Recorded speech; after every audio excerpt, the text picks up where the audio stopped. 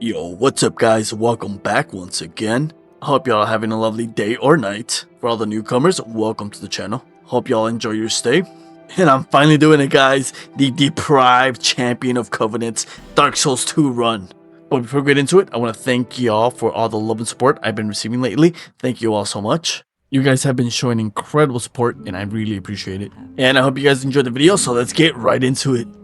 Alright, so this run is going to consist of me starting with the Deprived class. Of course, that means we start at base level 0 with 0 equipment, as well as joining the Covenant of Champions, which increases the game's overall difficulty by increasing the damage I take and decreasing my damage output overall.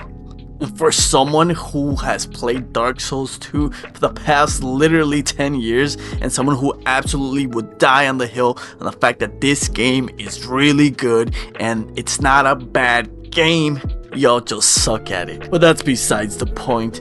Point is, I've played this game well over 15 times, have over 2,000 hours playing this game, and I've never actually done a full Deprived last Champion of Covenants run in this game, which is actually quite surprising because I love playing this game and I love making new builds and new challenges for myself in this game. So this is going to be the first time for me, and I am going to be anticipating that I'm probably not going to be that good, but it's not going to keep me from trying. So I've actually never done a full Champion of Covenant run in this game before. I have done a practice run, which I did about, I don't know, a week or so ago, just to get a feel for it and to really see what I was getting myself into.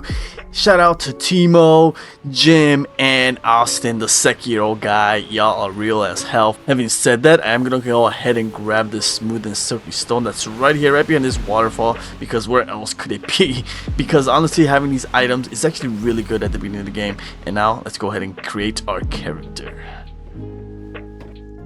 And I'm gonna go ahead and choose the most epic name I could think of, paying homage to an epic player himself.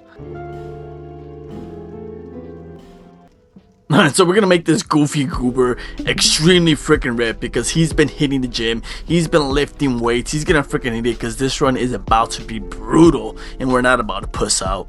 I'm also going to go ahead and choose the Petrified Something as my starting gift, just because everything else on this panel is easily obtainable in the beginning of the game, as you guys will see shortly. And I really just feel like Petrified Something is really going to be my best bet for a starting gift.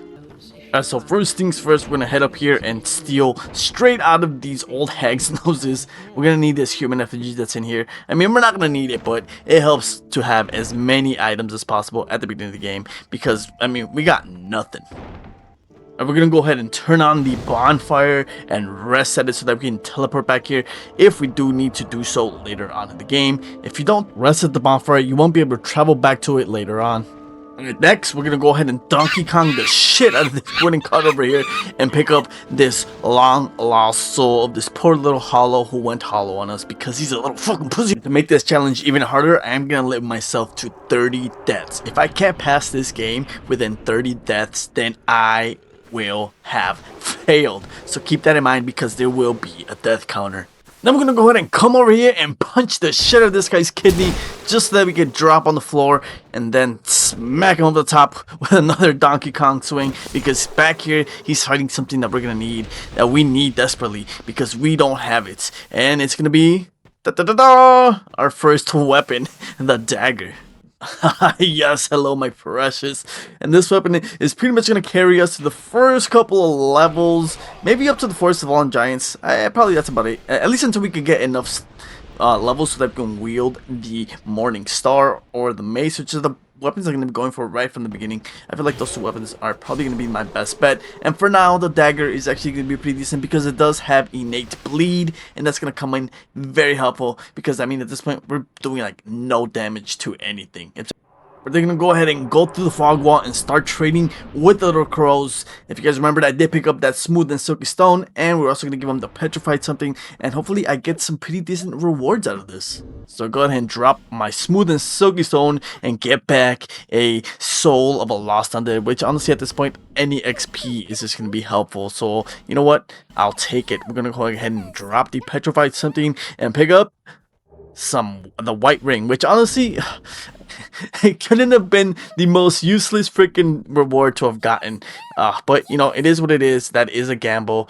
I could have gotten something like, you know, upgrade my tarot, Twinkling Titanite, even like the Demon's Great Hammer. And that ring, if you guys don't know, all it really does is it turns you into a White Phantom when you invade. That way, I guess, you know, you can be more inconspicuous. I don't know. It's useless though. It's fucking useless. Okay. Now to the Majula. Alright, so we're gonna go ahead and pick up a bunch of items that are honestly essential if you're gonna be doing a deprived run. So go ahead and drop off this cliff and pick yourself up the Morning Star and the Cleric's Chime. This is honestly two great items to start off right out the bat, and then go ahead and walk over to this cliff, or from this cliff, and pick up the binoculars for all my mages out there. I'm gonna go ahead and light up the bonfire at Majula and then head back out of Majula, because hiding behind this rock over here is a divine blessing, which is a really good item to have in a pinch, as it is a full-time one-use heal. And then head over to where Benhart is located over through this little cave, where we're gonna be able to pick up 3 life gems and 3 homeward bones. Back at Majula, we're gonna pick up the most secret item in the whole entire game. If you hit this rock, out comes out this dead corpse and an Estus flask up his ass. Next, we're gonna go ahead and come over to this little tent and pick up some more life gems. Then we're gonna go head over to where Heide's Tower of Flame would be located, down to the sewers, where we'll be able to open up this chest that contains the red Parma, which is a really good small shield to start the game off, just in case we need it. We're then going to go ahead and open the gate and go ahead and pick up this Soul of a Lost Undead for more XP and a broken straight sword, which is absolutely trash and we do not need. We're just here for the XP. We're then going to go ahead into the Tower of Flame, Heide's Tower of Flame, and we're just going to rush straight to the bonfire, because this will work as a shortcut later on for whenever we want to warp back here. We can go ahead and do so, but for now, it's back to Majula. Now it is time. I feel like that is prep enough, where we got a few weapons and a shield, a little bit of XP and some items that are going to help us out, because where we're going now, there is no coming back from. Up this hill, beyond this little shriveled dying little tree, to the left is this big old rock. That's right, the Covenant of Champions. And it does warn you twice, because technically we just made this game well, not technically, literally just made this game a lot harder. You do want to go ahead and pick up these 5 Homer Bones, which were one of the items you could have gotten as your starting gift. Lastly, we're going to go ahead and talk to Shanalot, the Firekeeper, oh my beloved Firekeeper, and she's going to give us the Estus Flask, of course, and then we're going to go ahead and give her the Estus Flask shard that we found at the well, so that we can start off with 2 Estus Flasks right from the beginning of the game.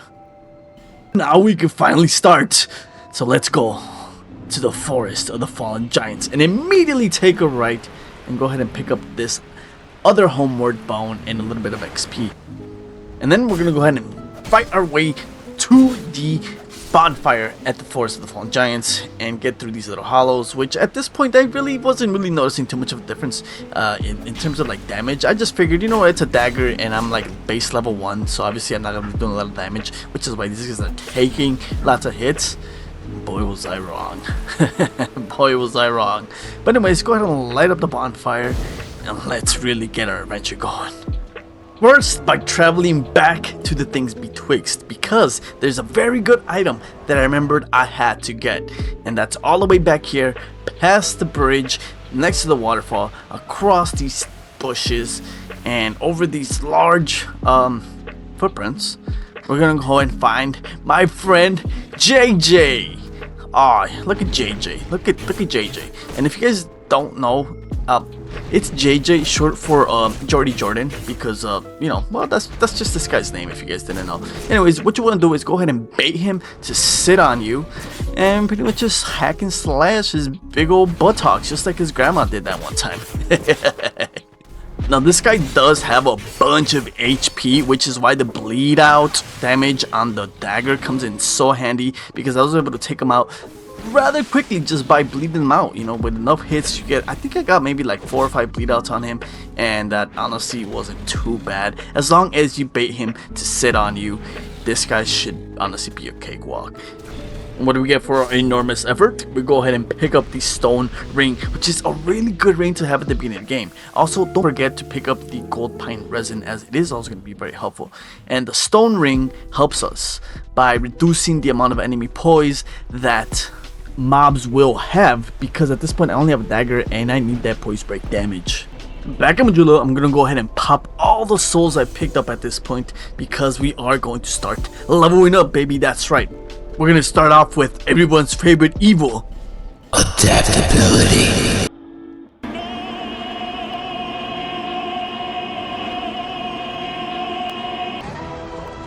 That's a clean burning hell, I tell you what.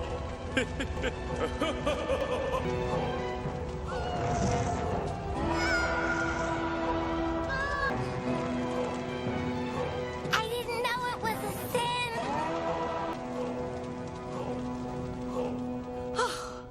Oh, thank God. Sorry about that.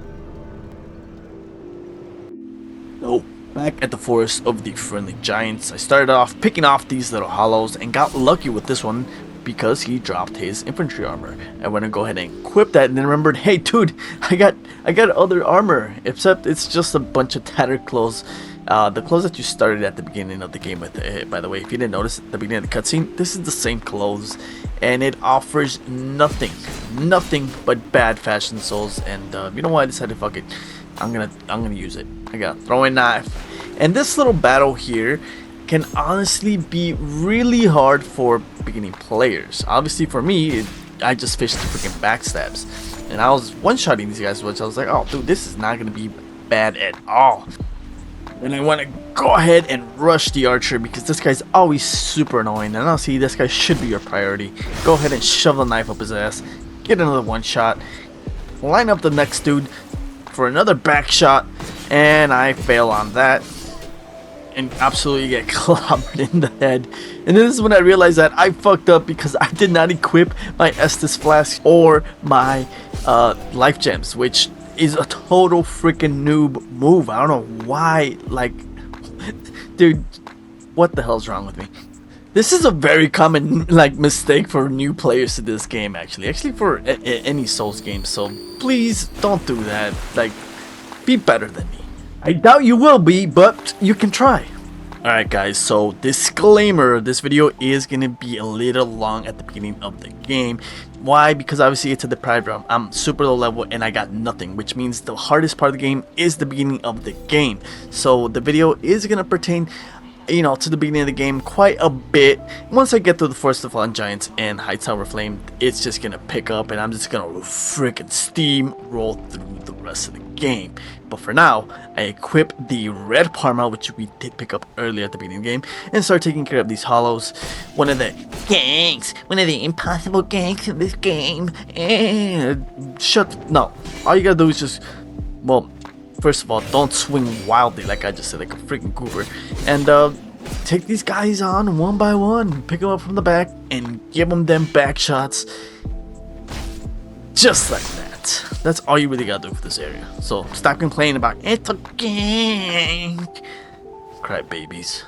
Okay, so I do go ahead and pull off this crazy freaking impossible jump, which is really easy to pull off. Pick up some throwing daggers and some more free XP. Back upstairs, I had to put hands on these fools trying to get their filthy paws on my smooth and silky stones. I had to show them business and throw down. Show these fools what's up with it, cause this is the wrong fucking hood. This is my hood. 15 minutes later and about 15 bodies later, I was tired of giving back shots. So I remembered, hey, you know what? There's an item that I want to get that's on top of these little cliff up here. So I'm gonna go ahead and go up the ladder and pick that up for myself. Grab the Soul of a Nameless Soldier, which is free XP, and that's one thing I will say about From Software that they did very good job at in this game, is that's giving you so much XP at the beginning of the game. Like, you guys are gonna see that by the time we're done with this level, dude, I'm gonna be pretty much set to run through the rest of the game. I did go ahead and pick up this short sword and was gonna try and start using it, but then I realized I'm too weak, can't wield it. I need to hit the gym. These muscles, they're all for show, they're not fucking real. Can't even wield the Morning Star. So it's just gonna have to be this dagger for now. Back downstairs was the ops, and this dude wanted to bust a cap on me bad. Called over his little Drengleic goons. And you know how these fools roll? They don't know how to fucking square up and do a fair fight. They always gotta gang up on you, man. But hey, man, this is Dark Souls 2, and we ain't strangers to no freaking ganks, bro. We got skills. We got mad skills. Because everybody else can't hang up in these streets. It's because it's all skill issues, man. So what's up, man? What's up with it, bruh? What's up? What's up now, boy? Heard you was talking shit. Heard you was talking mad shit. What? What? Miss, bitch.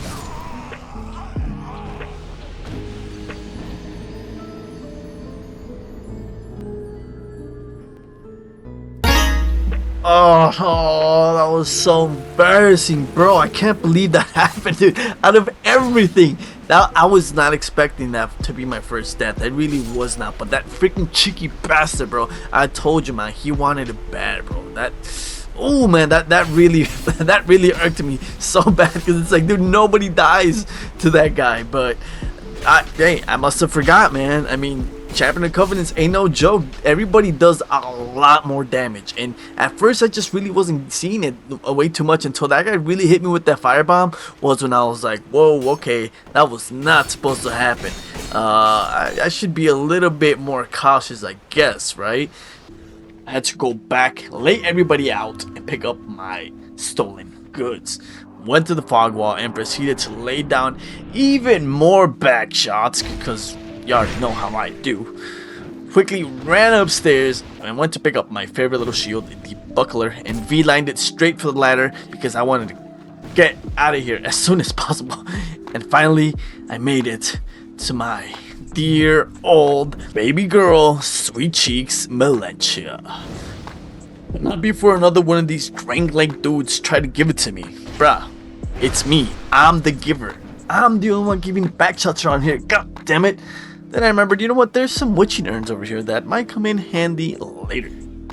Then I proceeded to go to Melentia's upstairs bedroom and bust the door down because I want to see them drawers. Where are them drawers, baby girl? I then found this crystal lizard that narrowly managed to escape my wrath. But hey, it's okay because there's still a bunch of really good treasure in here. So go ahead and pick up the hand axe and the radiant life gem. Another really good weapon, actually.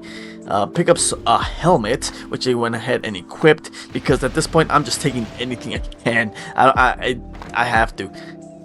Open up this chest, pick up this small leather shield and some repair powder. I want to go ahead and switch off to the small leather shield. I was trying to use the buckler, but alas, I am still too weak and cannot wield it.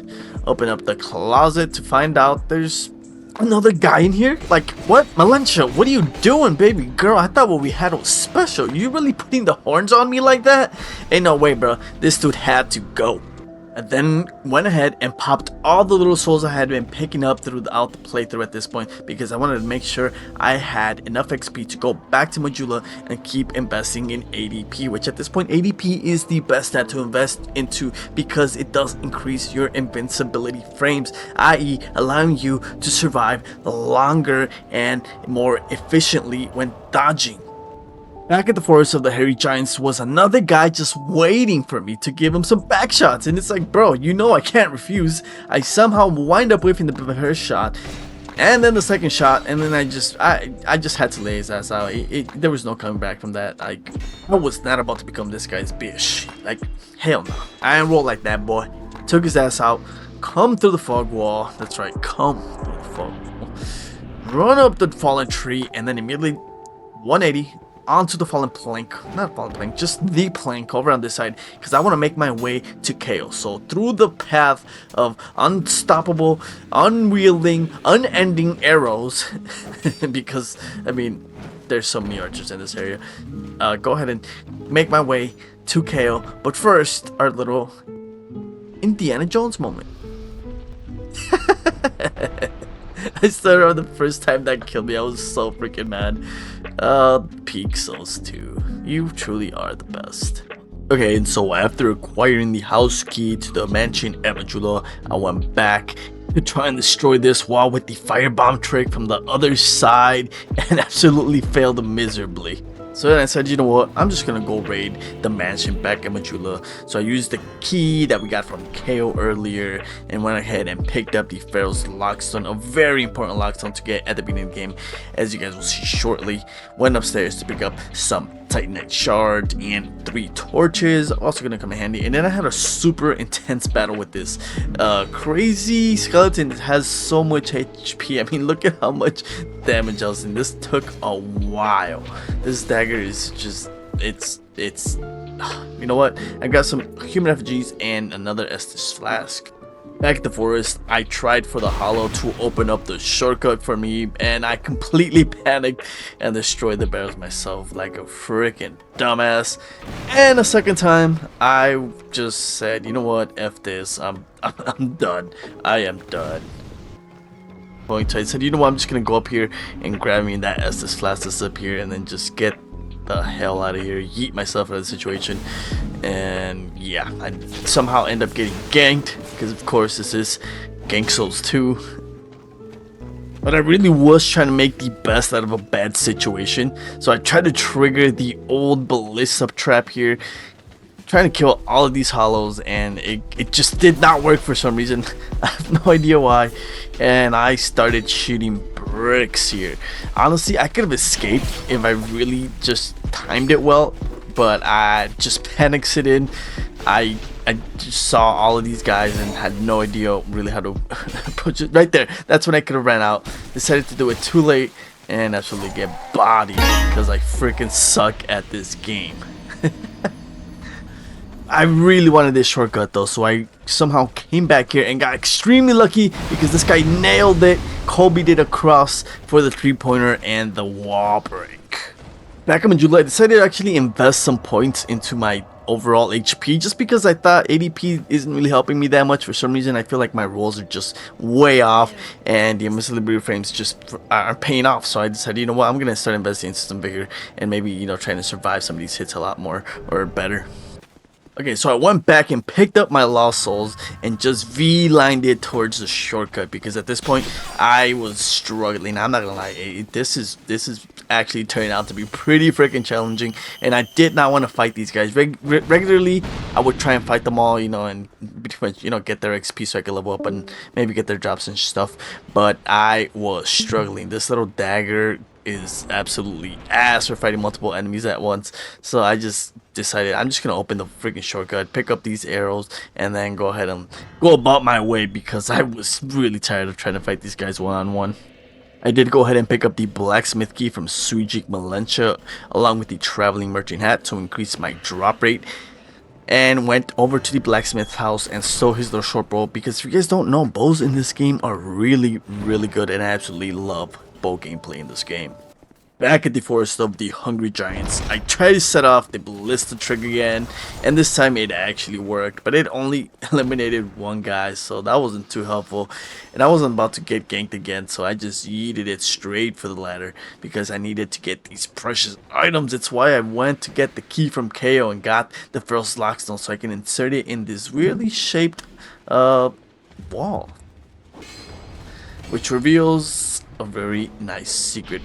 I feel like a lot of people still don't know about this, and if you don't know, well, now you know. You open up this wall by hitting it, and in here is 2 really good treasures, starting off with a Titanite slab. That's right, we can already level up a weapon to +10 right at the beginning of the game. Like, it's so good. And of course the Chloranthy ring, and I go ahead and equip that immediately because at this point I need anything that can help me. And the Chloranthy ring is, it's just that truly is peak, like all-time peak. In here there is another ring that you could have gotten as your choice for a gift, and it's why I don't choose it. And it's because it's also just not a very good ring. You guys probably already know what I'm talking about, but first I had to play Ring Around the Rosie with these guys.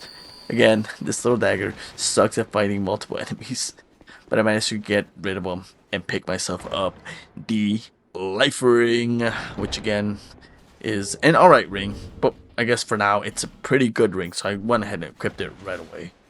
And now it was time. I felt, you know what, I think I'm ready. This build it's coming along, you know. I think I have the items that I wanted to get for the most part, and I felt really confident, so I said it's time to go take on the last giant. So I mentally prepared myself for this, equipped some witching urns just because, you know what? Why not? I might need them. I only had 2 life gems on me, but I believe I had 4 Estus Flash shards, which were gonna come very.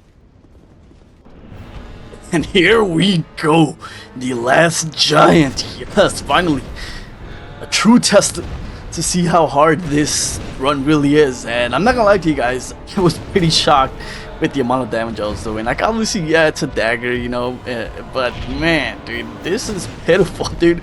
I'm over here hoping I get to cut this dude's Achilles tendons and he falls over so I can get a crit or something, but I never got to that point.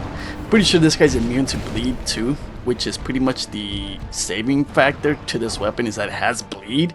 But I mean, this guy, I think he's rock, right? So obviously he's not gonna be affected by bleed. I don't know why I just didn't switch off to the hand axe, which is a weapon I did pick up earlier in the level. For some, I don't know, maybe I thought I did not have enough stats to wield it. Other than that, like, dude, my rolls were just not on point. I was either rolling way too late or were too early. Like right there, that was a very late roll and I got hit by the lingering hitbox. I don't know though, I'll let you guys be the judge of that. Got the witching urns that I picked up earlier, which actually honestly did pretty decent amount of damage. I wish I had more of them, but I only had 2 left. Yeah, I don't know, you guys be the, you know, deciding factor, the judges on whether my rolls were, you know, bad and I still need to get good, or if it was just peak souls 2 striking again with the lingering hitboxes. I'm just gonna go ahead and, you know, say it was my fault, but whatever, it is what it is. Like I said before, I should have switched off to the hand axe. Otherwise, I was fucking up. Like I said, rolls were just not on point, which is like, I don't know, I don't understand it, you know, like this boss is usually super easy, one of the easiest bosses ever, right? Technically it's the tutorial boss, but I mean, it goes to show that the Champion of Covenant's run is no joke, man. Or maybe it just goes to show that I still need to get good. Yeah, not much to say here, honestly, except the fact that I could have been playing a little bit more cautious, more safe, I guess. Just playing a little bit too aggro, not taking this guy too serious, which honestly I should have. For whatever reason, this whole run, I'm really, how do I explain it? Like, I guess I'm not locking in. That's what I can explain it, right? Because I'm just taking everything a little bit too reckless, more reckless than I really should have. Like right there, I was just being totally aggro, greedy, didn't space that correctly, which I honestly thought I did, but this guy is stomped. Lingering hitbox is just astronomical apparently. Otherwise, this boss honestly is not too bad in the Champion of Covenants. Things I could have done better is obviously switch off to the hand axe, like I said before. I could have probably disposed of this guy a lot quicker, done a lot more damage, and just, like I said, timed my rolls more better, more correctly, and stop being so greedy. Just could have been a little bit more cautious. Otherwise, it's just last giant, not much to say here. One boss fight, and not a true test, I would say, of the Champion of Covenant, but hey, it is what it is.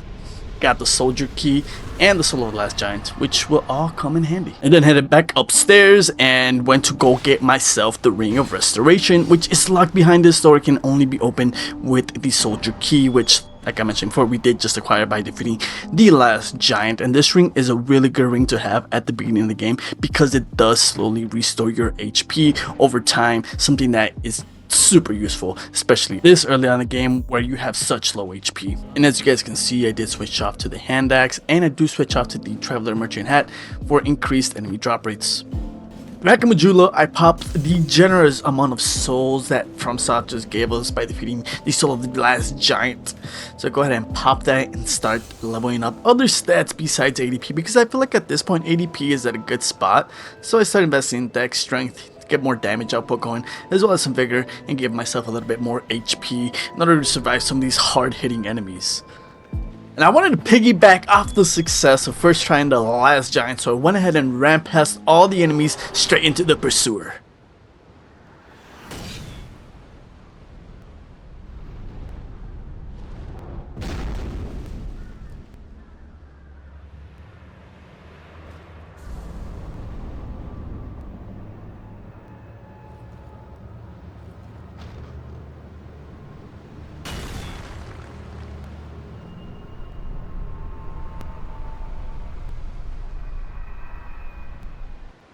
Y'all can't tell me that boss entrance doesn't just absolutely go hard as hell, dude. Like, man, this guy just comes in ready to absolutely take your soul straight to hell, man. I love this boss fight. I love the boss design. Everything about this boss fight is just so good. Probably, or you know what, top 5 favorite bosses in the whole series. With the cutscene alone is part of it. Like, the Pursuer is absolute peak souls too. Not even just peak souls in general, at its absolute finest.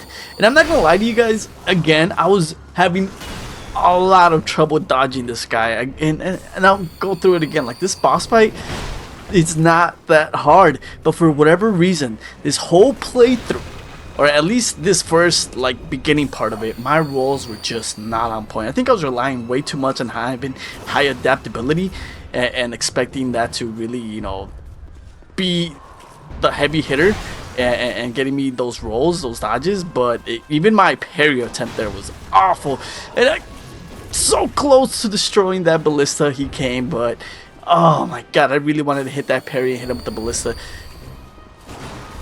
because I've never really actually killed him like that. Like, I know like you can kill him like that and it's really, or maybe I have, I just don't remember. But for this playthrough, I wanted to show, first of all, my parry skills, because this dude is absolutely probably the easiest boss to parry in the whole game. And, you know, secondly, to just show that you can get him with the ballista. But for whatever reason, I think he knew what I was trying to do, because he was just not doing that rush shot attack. Like, even there, I feel like he should have done it there, and he was just not having it. He knew that I was trying to take him with the ballista. Right there, oh, dude, I was just like shitting bricks, hoping he didn't break the last ballista, hoping I didn't have to do this again. And overall, just because I wanted that kill. God damn it. And he finally did it. Get the parry off and shoot him with the ballista. To no avail. He barely survives, and I said, you know what, fuck that, I'm not going for a second parry, I'm killing this dude. Like, for some reason that kind of just ticked me off a bit. I played it safe here, which props to me. Decided to heal just in case, and then went ahead and just laid the smackdown on this guy. Ultimately, I really didn't have to fight him, but I wanted the ring, which you just acquired. That's right, the Ring of Blades, to increase our overall physical damage. And then I go ahead and pick up the Drengleic set, because come on, dude, this is like the best early set in the game. Then I went ahead and jumped into the nest, and I wished to fly with dragons in a land apart.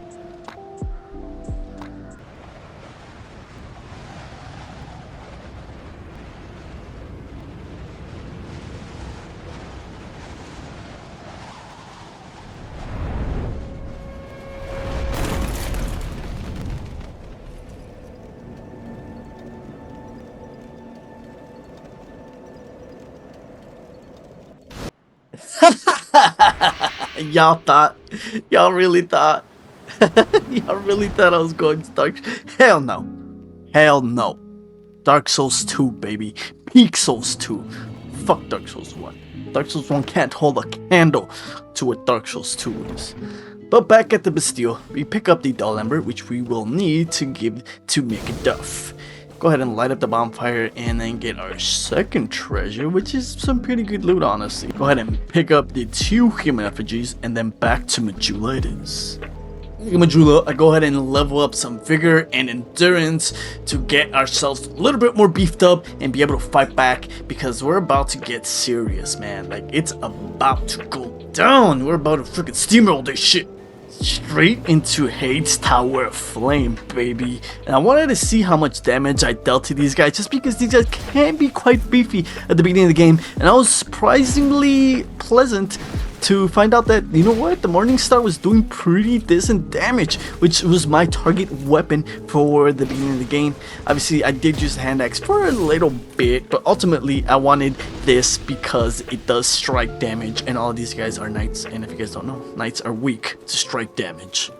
And honestly, I was super pleasantly surprised to find out I can take tank a hit from these guys, because these guys hit like an absolute freaking freight train. If you are not careful, like these guys will 1-2 shot you sometimes. So pleasantly surprised to find out that the Morningstar is a really good weapon. Honestly, I honestly really love this weapon, and is a reason why I always pick it up in the beginning of the game, because it can, you know, really come in handy sometimes, especially in this level.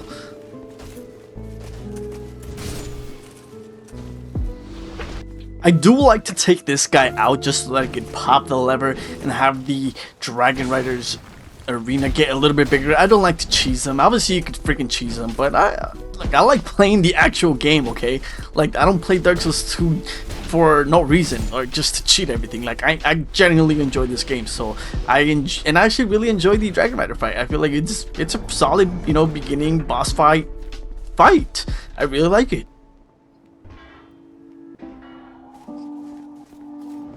Okay, so now this little scrimmage here can get quite dicey if you're not careful, and this can easily turn into Gank Souls 2. So what I like to do is usually take this guy out nice and quick, as he does actually have less HP than the counterparts. Then I go ahead and run back and lure the two other guys way back to where the stairs are, because for some reason their AI just completely, I don't know, not bugs out, but like they have no idea how to deal with elevation, which is pretty fun. And then go ahead and just, I like to run past these guys just because I just want to get to the boss fight already. I don't really enjoy fighting these guys too much, and they're just so easy to skip, so go ahead and run past those guys. And I was about to try and run past this guy, but I don't know, I just decided, you know what, I'm just gonna play safe, take him out, as this guy can take you out of the fog wall before you go into the boss fight. And again, these guys just hit like a truck, so you know what, I just decided to play it safe, take him out, not too hard, as long as you stick to the back, or his back, and clap his cheeks backwards with the freaking Morningstar, which must be really enjoyable. I don't know, maybe you should ask them. And here we go, everybody's favorite dude in an armor set. I don't know, I really like this boss fight, guys. Like I said before, first of all, aesthetically, there's no cooler freaking armor set in this freaking game than this guy's armor, which, by the way, you can acquire if you guys manage to go into New Game Plus 2, I believe, 2 or 3. It's either 2 or 3, and then the guy or the merchant at the Iron Keep sells his complete armor set, the black version of it, to say actually, and it looks amazing. It is like really heavy and bulky, so you are gonna need a lot of vitality in order to wield it, and especially if you guys want like the weapons, the bow and the halberd, you guys, I don't even know how much vitality you need to have for that. But overall, this fight is, I don't know, I like it, man. I like these fights where it's just like one-on-one, who has the best sword play, the best dodging. You know, I find them to be really fun, opposed to everybody's opinion that this boss fight is quite lame. I enjoy it, but then again, I am a Dark Souls 2 enjoyer, and by default that makes me somehow not a part of the Souls community or something. I don't know at this point. Like, honestly, actually, you know what, it's turning around quite a bit. There's a lot of people coming out and defending this game, so I do like that. I do like that. A lot of people are realizing that this game's actually pretty good. So yeah, all you Dark Souls 1 marks can suck. And just like that, this boss is one and done, but not before he decides to turtle up behind his big shield, and I try to break him out of it. I thought it would work, apparently it doesn't work, but oh well, it is what it is. That is the Dragon Rider for you guys.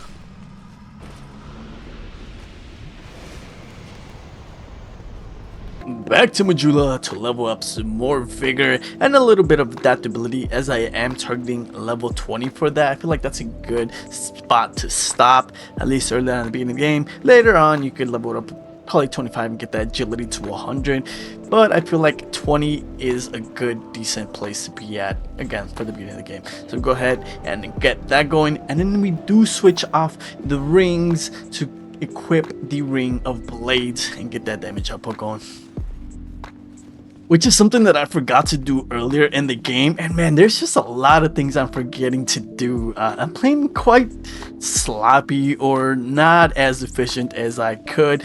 I think part of it has to do, or had to do, with the fact that I was in a Discord call during this playthrough, you know, chilling with a couple of guys, and I was a little bit distracted. I blame you, Austin. Just kidding.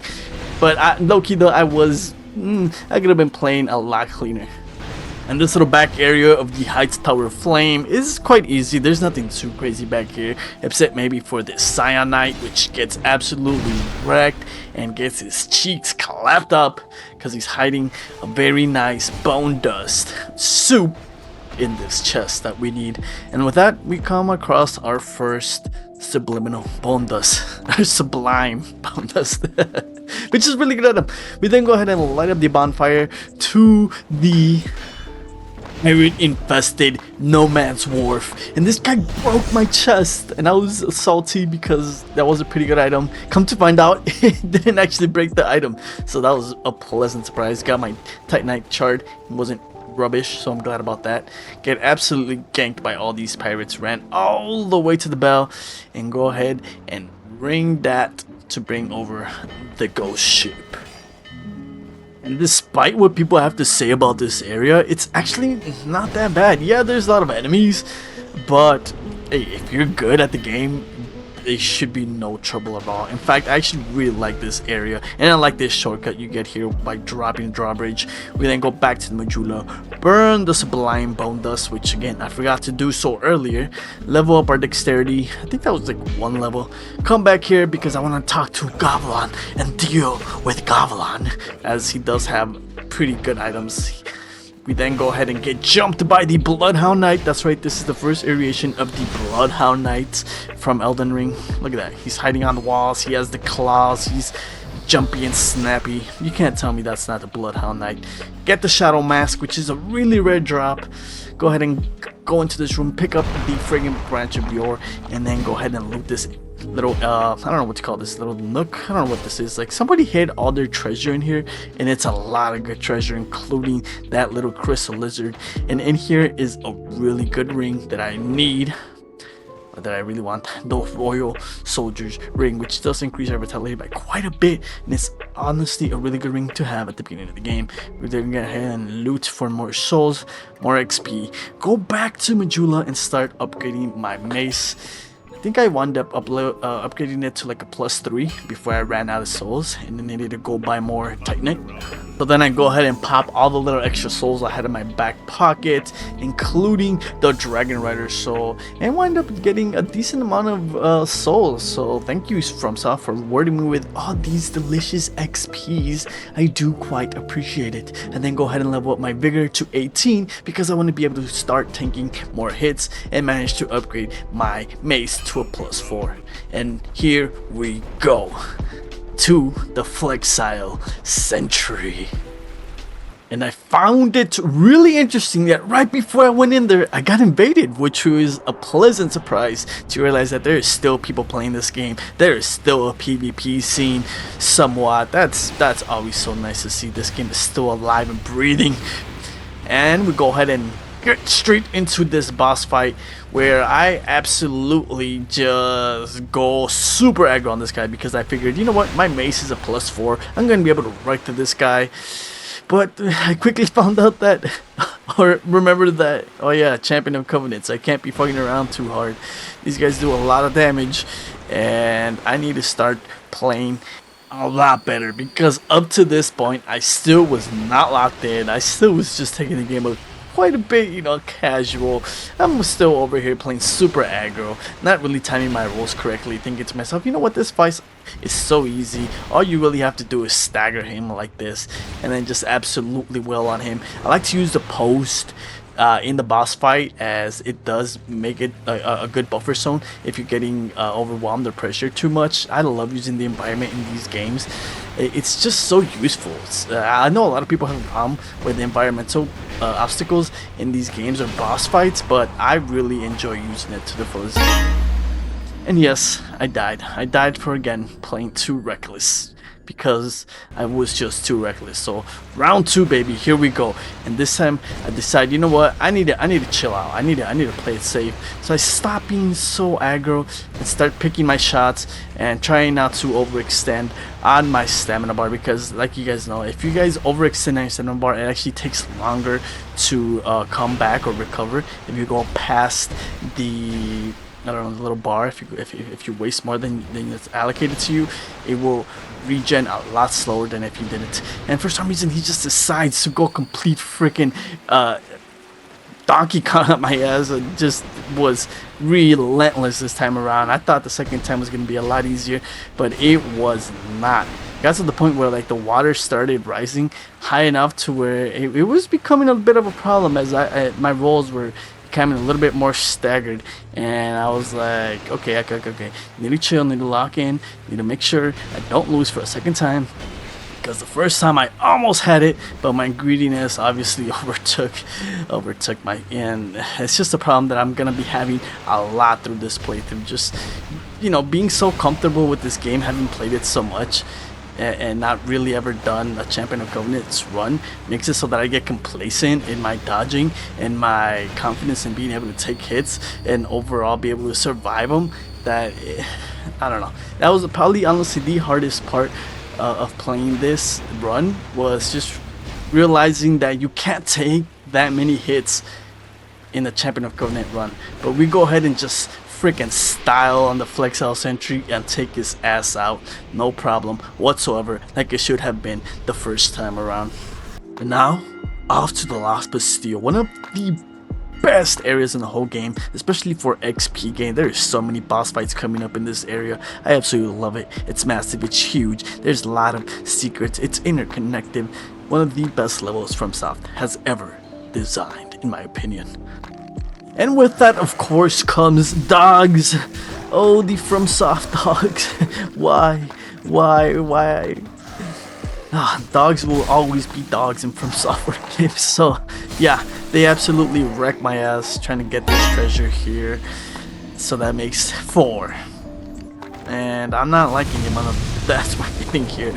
But I go ahead and pick up the Estes shard along with some large Titanite shards, teleport back to this area of the Lost Bastille, because there's a little somebody over here that I want to go ahead and pay a little visit to, as well as some good treasures. So go ahead and walk over to this ledge, pick up another large Titanite. That makes 2. Now we can start leveling up our mace even higher, and we're gonna be able to just wreck these guys with 2 hits. Go ahead and pop this barrel down there, get rid of all those pesky little dogs.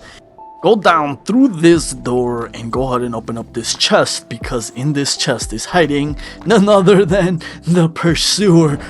What's up, my boy? You back for round 2, bud? Let's go. Let's freaking go. This dude just will not rest. He will chase us till the end of time until he captures our dark soul, because his hunger is unquenchable. Honestly, why it's one of my favorite boss fights. It's so fun. Like, he just chases you around the whole map, popping up here and there, trying to take you out. And hey, he actually does eventually get like different moves and different abilities later on, which makes it a lot of fun, especially in New Game Plus, where there's 2 of them that jump you. Now that's a fight. Now that's a real hard fight. For some reason, I feel like I should have gotten hit there. Is it just me? That move is especially cool. That's something he does not have in the boss fight, and it's only something that he does after the boss fight. I'm gonna go ahead and play this a little bit careful. I do want to parry him to get him out, dodge his crazy cursed sword, which does have a crazy hitbox and can absolutely get you even if you dodge it correctly. And he wrecks the shit out of me, and at this point I'm so embarrassed. At this point I'm like, why am I dying to this guy? Oh my god. I will have my redemption though. My redemption arc will come. So I go ahead and spawn him back in, and this time I absolutely lock the fuck in and take his ass out like I should have the first time. And this is not my redemption. Trust me, there is, when you guys, oh my god. But I take his ass out once and for all and receive some pretty good treasure actually in some Turbulent Titanite, which we will need for when we pick up one of the best weapons in the game, which I don't want to spoil yet. I then blow up the shortcut into Macduff and proceed to level up our mace to level 6, as this mace is gonna go absolutely hard in the next boss fight coming up here. And then go ahead and proceed and pop off all the souls and free XP that FromSoft has bestowed upon me for my magnificent skills at this game. Yes, that does include the Flexile Sentry Soul, which kind of did break my heart a little bit, as I really do like their boss weapon, that curved sword. It's honestly top tier, but we must, in this case, open or eat his soul. So then go back to Majula and level up our vigor to level 20 and start leveling up some more damage up with stats, strength, and dexterity. Back at the Lost Bastille, it was time for one of the most dreaded boss runs when suddenly it's Slim Shady. Yes, I'm the best. Alright, this guy decides to invade me, and I'm over here dreading this fight only because like my build is not a very good PvP build. Like the mace is just not that good of a weapon for PvP, so my best bet is for him to come to me. So I try to run over here and get him to bite and get him to chase me, but apparently this guy is actually, you know, he has a noggin, he has a brain, so he decides to stay with his little friends over there to try and gank me, which props to him. He is an invader, he is here to kill me in cold blood, but that doesn't mean I'm gonna be stupid about it and just let him do it. So you know what, I try to, you know, play to my best at Veil, I guess, and utilize all the stuff that I have in my inventory. So I decided to take out my little bow and try and shoot him from afar, but he's playing this quite smart. He's staying with those two royal knights over there. I don't want to rush in there and get ganked, and I just want him to come and follow me over here, but he's just not biting. He knows that over here I have the advantage, and he wants to keep that advantage, so he's being a little bitch. But you know what? I finally bite the bullet and say, fuck it, bring it on. Let's just go. If I die, I die. At least I will die with honor, fighting, and I will go out on my shield. So I start by luring out these knights, hoping he doesn't come out and gank me while I'm doing it. Fortunately, he actually kind of decides to be somewhat of a, you know, of a good invader, I guess. Even though he really shouldn't have, but it is what it is. Let's go. We're doing 1v1, and right off the bat I can tell this guy actually knows what he's doing. He knows his PvP because he's utilizing these backstabs very nicely, and I feel like he's going for Firestorm. It's probably what he's going for, but I'm trying not to let him get it off and punish him with a backstab. And I feel like that's all he's going for. There's that backstab. That's when I knew, okay, I can't play around with this guy. He knows what he's doing, and I don't know. This is gonna be a hard fight. My mace is just, it doesn't have the range, it doesn't have the moveset. He has a really good sword. He has some pyromancy going. He has the upper edge. So I'm waiting for him to come at me because I want to counter hit him. He's not having any of it. And right there, I hit him. I swear to God I hit him, and that's when I knew, alright, something's up with this guy. There's a reason his name is Shady. Like that should have done damage right there. That should have done damage again, but he rolls it. I give him the benefit of the doubt on that back step, but I know at this point something is up. This dude is just not. There we go. That's when I realized, this guy's a fucking cheater. He is not taking any damage. What a fucking pussy. What a fucking dirtbag. How are you cheating on this game, bro? Like, it's already old as hell. Why are you ruining it for other people? Play how you should be playing it. So you know what I said? I'm not gonna give this guy the satisfaction of it. I'm moving on. If he kills me, he kills me at this point. I don't freaking care. He's already cheating. He's already a piece of shit and a dirtbag. It is what it is. I don't care. Come kill me. Go ahead. Look, like I even taunt him a little bit. Like, get the backstab off on this freaking guy over here. And I just want this guy to kill me, honestly. Like, look, I'm not even doing anything. I want him to kill me, but he's being a little bitch about it. He thinks he's, I don't know what he thinks, honestly. He thinks he's being a slick bastard. I don't know what the fuck, but honestly, he's just being a dirtbag. So he goes ahead and runs into the crazy, infamous boss run back gank fight. As now I realize, okay, he wants me to die by the mobs. And I'm like, okay, whatever, I'll take you up on that. As this is not my first rodeo, boy. Like, I get it, you don't want to fight me, you're being a little bitch, and you want the mobs to fight me. Well, I mean, that's your bad, because this is just not even a hard run boss fight. I know most people think it is, but it isn't. So I go ahead and start disposing of this gank as efficiently as possible. I was a bit on the edge, as I knew at any moment this guy's just gonna run out of the shadows and come chase me along with these guys and gank me. You know, like, I feel like ultimately that's what he was trying to do. I guess he just wasn't counting on the fact that this is not my first rodeo, like I said before, and this little gank here, it just wasn't gonna amount to nothing much. Honestly, it's a super easy boss run. I don't know what he was thinking. And you know what? I do start playing a little bit more reckless, just because I'm like, whatever, it is what it is. If he kills me, he kills me. He's a cheater. It doesn't freaking matter. I'm just gonna try and get this shortcut open, and that's about it, man. Like, it is what it is. So I pull the lever and wait eons for this gate to go up, with my, you know, just being on my toes, looking out for him. There he is. He pops out. He rolls out, and at this point, I think he might have been a little bit surprised that I'm still alive. So I think he's finally deciding, you know what, I'm gonna fight him. And I'm like, go ahead, let's go. I'm not gonna let you, you know. I'm still gonna fight. Freaking backstab his ass out of that stupid animation. And then, you know what, I'm like, this is my freaking perfect chance. Let's just get the fuck out of here. I'm not gonna give this kid the benefit of the doubt. He tries to backstab me, absolutely freaking fails, and it's off to the races with the Ruin Sentinel boss fight. Another Peak Souls 2 gank fight. And you know what? Honestly, yeah, admittedly, this is pretty much a boss gank fight, but it's honestly not that bad, not too hard. Look at this guy. This guy's absolutely getting destroyed, getting eaten alive by my mace. I then go ahead and pop out my little bow and start shooting back at this little Ruined Sentinel over here, waiting for him to come up here so I can whoop his ass. I don't know what I was doing here. Like, why did I even go into my menu? What am I trying to do here? Oh yeah, that's right. I wanted some repair powder because my mace was about to break. I couldn't get it off. I couldn't find it. I roll back down here, go through my inventory, start to panic a little bit because I know now there's two of them on my ass, and these guys have range, man. Like, these guys have a lot of range. So I ultimately I get got.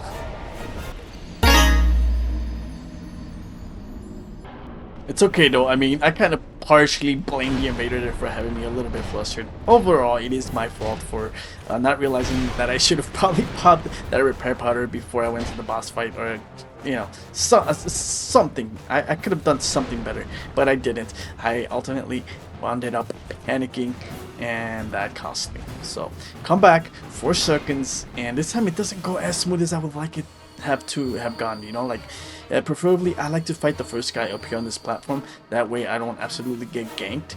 And he does jump up here. If you guys wait a second, don't get greedy like I am over here and you know, time stuff incorrectly and get hit as he jumps back up here.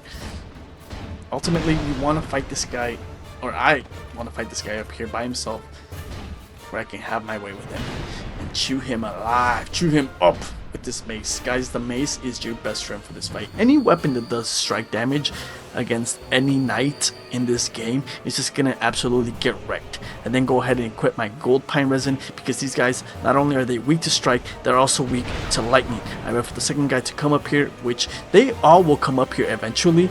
It's about trying to take them all out one by one up here before they gang up on you.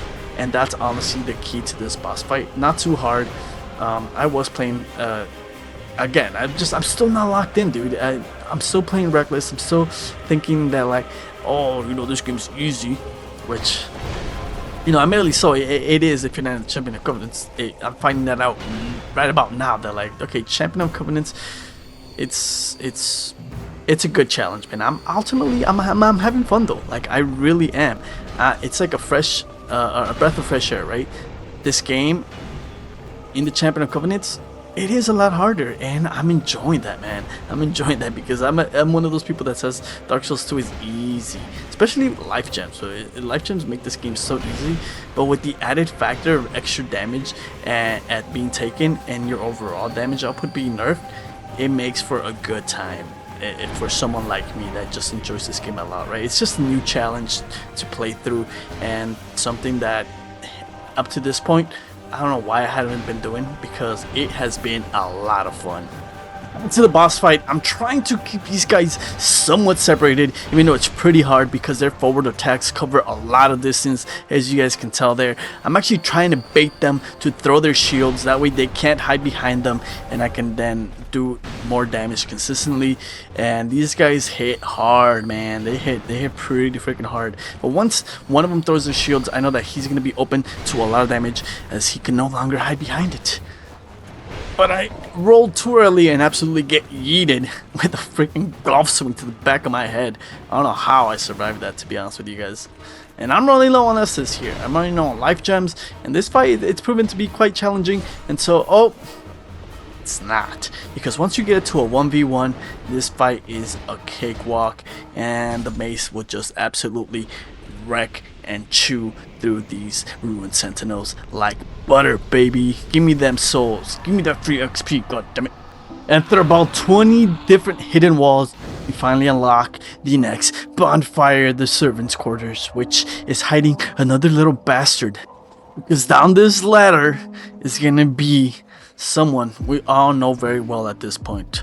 Our good old friend, the Pursuer, who proceeds to absolutely freaking wreck me once again as I ill-wittedly whiffed the parry and got roll high.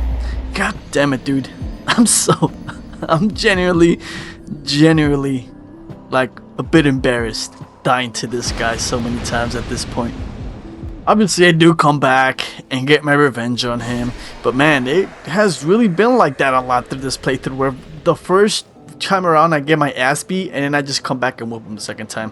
Whatever. Back in Majula, level up some strength and some vigor, and now our build is starting to be pretty decent. Like, we have decent amount of strength, damage output, and vigor.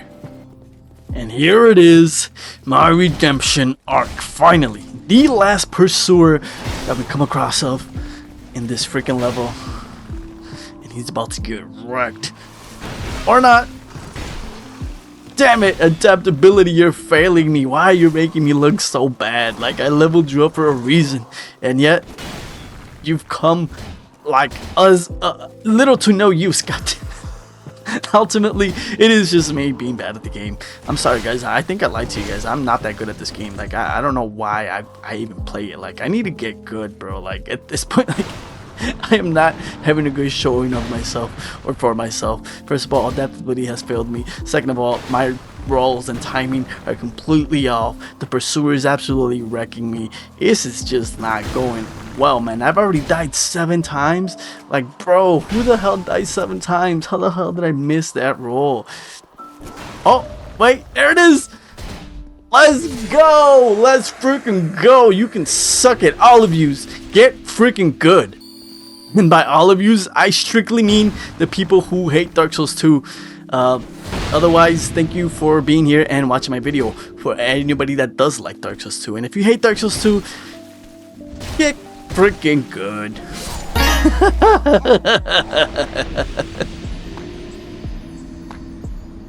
Yeah, so at this point, I did not have the required Ferrous Lockstone in order to unlock the Belfry Tower.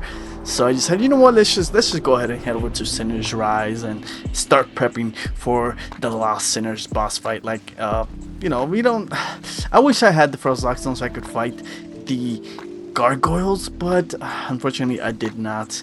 And if you guys want to see me fight that boss fight, there is a video on my channel currently out there where I do fight them first try, no summons, no nothing, and absolutely wreck them. But for now, it was time to rest at the bonfire and proceed to head down to the Lost Sinner. One of the honestly got harder boss runs in this game. And you guys, it had never been such a headache before, but man, this time, for whatever reason, it decided it wanted to be a little bitch to me and give me a super hard boss run. And it starts off with this Flexel sentry down here. I was super poised and ready to take this guy out. I mean, I equipped my gold pine resin knowing that it's going to do extra damage because we are in water, and I somehow get yeeted right there where I'm like, okay, I don't know what happened there, but I mean, this guy shouldn't be too hard. I've already fought him once, I beat him once. I know how to fight this guy. He starts piecing me up, man, and I start to, you know, panic a little bit. Panic starts setting in. I'm like, okay, what's going on here?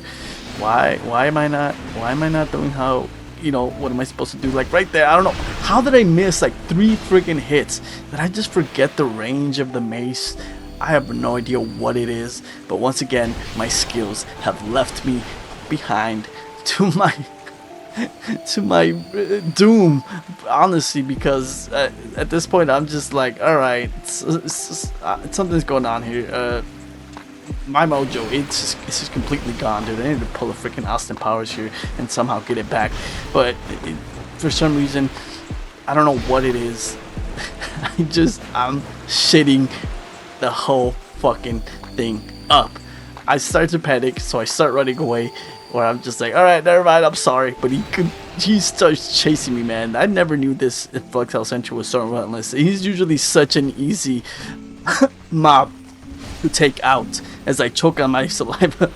And then these guys do not make it any easier. Freaking suicide bombers on my ass. This is where I finally get a little bit of a breather. I'm like, okay, relax. He's gone now. Let's take a look in these rooms and figure out. I don't remember. Is there any good items in here? I don't know. I'm just gonna go one by one. And I remembered. Oh no, I shouldn't have not opened that door. Luckily, he is not aggressive. But look at all these blood stains. Like, if you guys can't already tell, that guy is no joke. And there's a reason why he's locked up down here. Like, obviously, I don't know. My perceived notion of all those blood stains doesn't help me out, because this guy absolutely begins to wreck my shit. Absolutely just panic and start making a run for it. I'm trying to create some distance here, heal up, but I got all of these little running suicide bombers after me now, and for some reason I just cannot seem to get my bearings straight here. Like, I don't know what it is. I'm too flustered. That Flexile Sentry scared the bejesus out of me, and now I'm completely out of my headspace. I'm over here just completely panicked, trying my best to create some distance. I don't want these suicide bombers to fuck me up. But then again, this knight over here is just on my ass, and I don't know why I couldn't roll there, but I absolutely get wrecked. So I came back down here, pick up my souls, and then proceed to absolutely get wrecked once more, because man, these little suicide bombers, man, they're no joke. Look at that, he just smacked me around with 2 hits. Like, holy shit, what is going on? So here I go once again, hoping that the third time is the freaking charm. But no, somehow this guy was just absolutely camping my spawn. So I decided to fucking fuck those souls. I'm out of here. At this point, I'm tired of dealing with this spot. Like, I'm done. I'm just gonna go ahead and proceed forward. Like, I don't want to deal with these guys anymore. So I go ahead and use the Bastille. Luckily, I picked it up earlier, and I just ran all the way to the boss fight, because I was done. Like, I don't even care about those souls at this point anymore. I just want to be able to fight the boss, damn it. So I do go ahead and light up these sconces in the arena for the next boss fight, because at this point I was up to my head, and I was like, dude, I just want to fight this guy, and I want to make sure it's as easy as possible, even though this freaking run has turned out to be really freaking hard. Well, not really freaking hard, but more challenging than I initially thought it would be.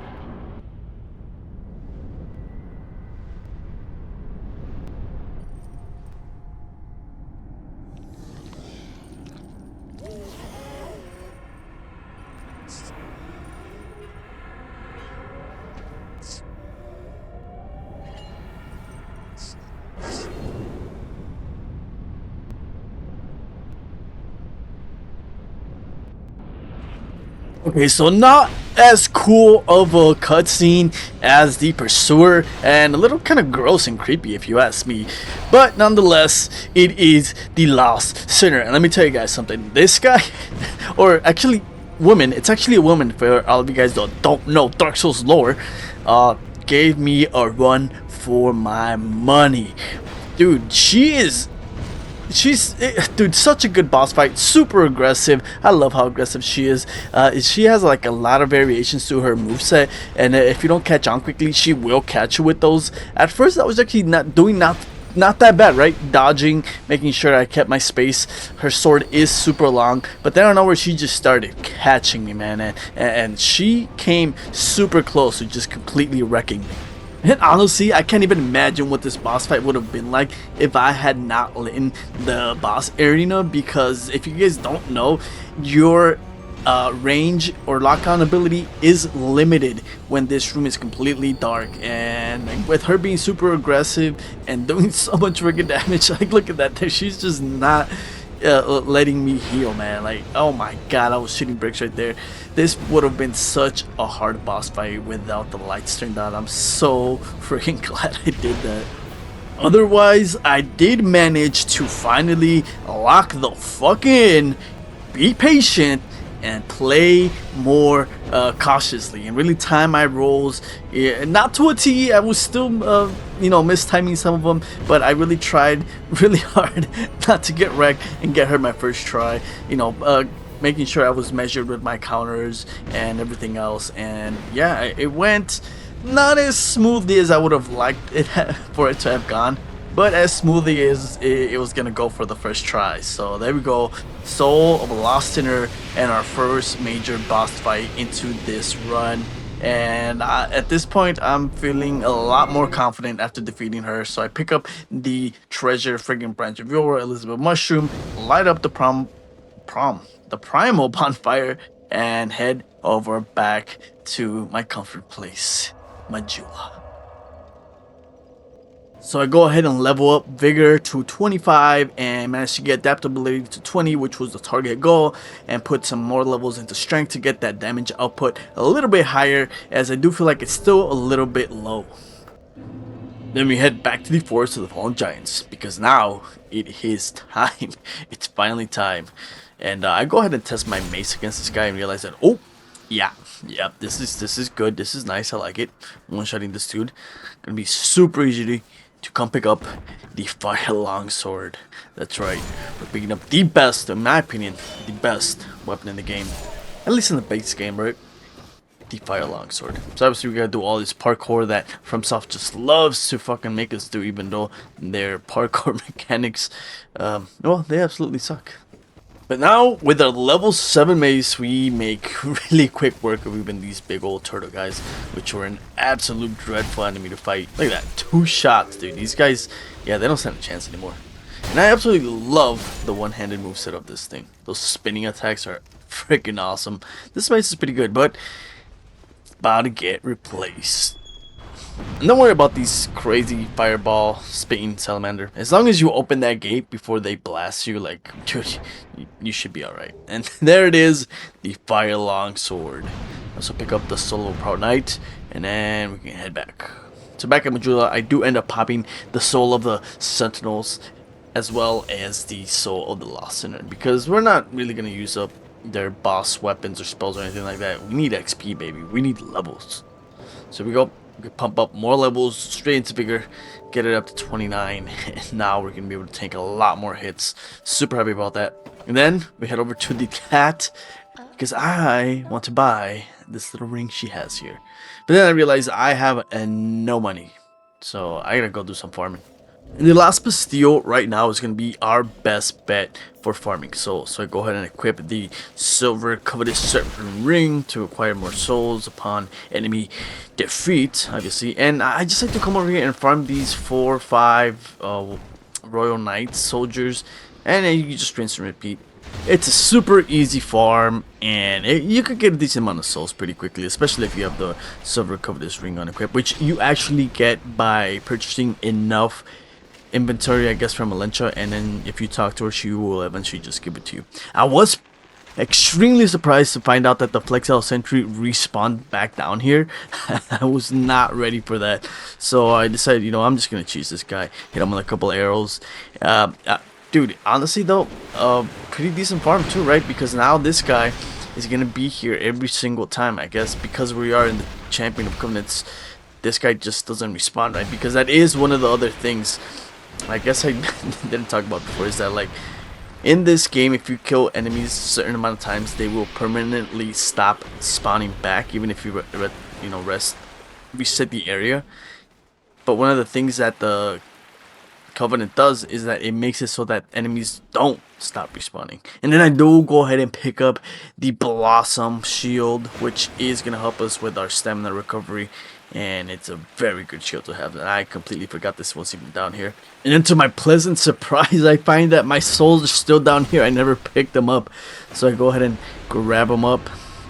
Get up to 25,000 souls back. Quick and easy. Clear out the rest of the little rooms of these little suicidal kamikaze zombies, whatever the hell they are. And then go ahead and homeward born out of here. Back to Majula, where I immediately go and buy the silver cat ring, because where we're going, we're gonna need it. Then I do head over to Melencha and waste the rest of my souls on life gems, because you can never have enough life gems in this game. And now it was time, so I went ahead and equipped the cat ring and hope for the best, because honestly I had no idea how much damage this was gonna do. Come to find out, it does a lot of damage, even with the cat ring, dude. If I didn't have the cat ring on, like that little drop there would have absolutely freaking killed me. And this part of the game, you just have to be a little careful, right? And time and judge your jumps accordingly, correctly, because if you don't, you will absolutely fall to your death, right? I like to go ahead and hug the wall and jump towards the wall and then do a plunging attack to land exactly right here. Go ahead and pick up some poison moss, which actually is going to come in handy pretty soon. And then I just like to go roll over down here. Another plunging attack, that way you don't roll off. And here we go. The Grave of the Saints.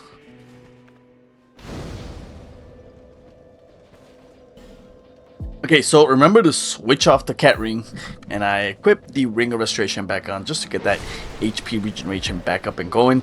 And there's not really much to say anything about this area except the fact that it's infested with rats. And it actually, back in the day, back when this game was actually still alive, well, you know, still alive a little bit, it used to be a PvP hub.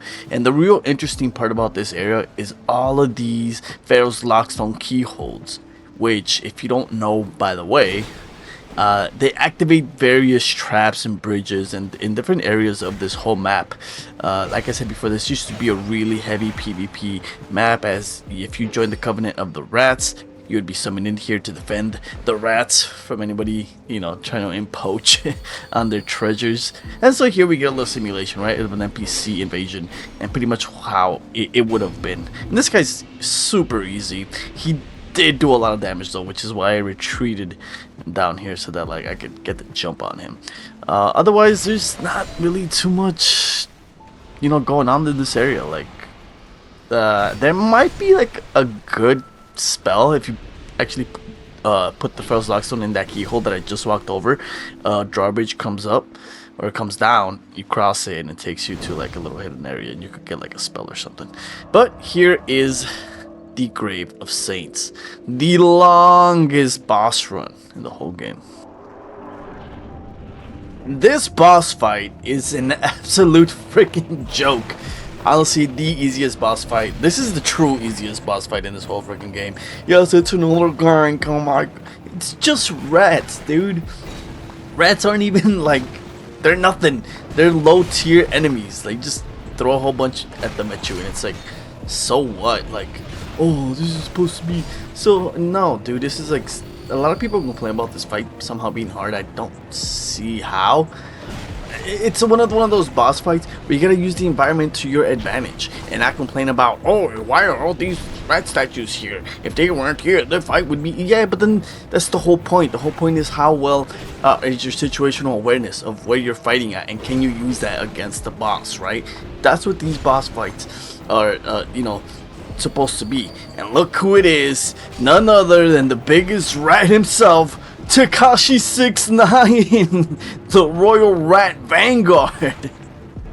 You know what? Actually, nah. This guy, the Royal Rat Vanguard, actually probably has way more self-rapport than Tekashi 69 can ever have. And okay, so how do you identify this guy? It's easy, right? It's this guy right here, the guy with the mohawk, the crazy guy, the alpha rat. Man, again, just another rat. He just happens to have a little bit more HP. I don't know. This boss fight, take it or leave it. You know, I don't really mind it. Like I said, it's just like a fun little puzzle fight. I like that's how I see it.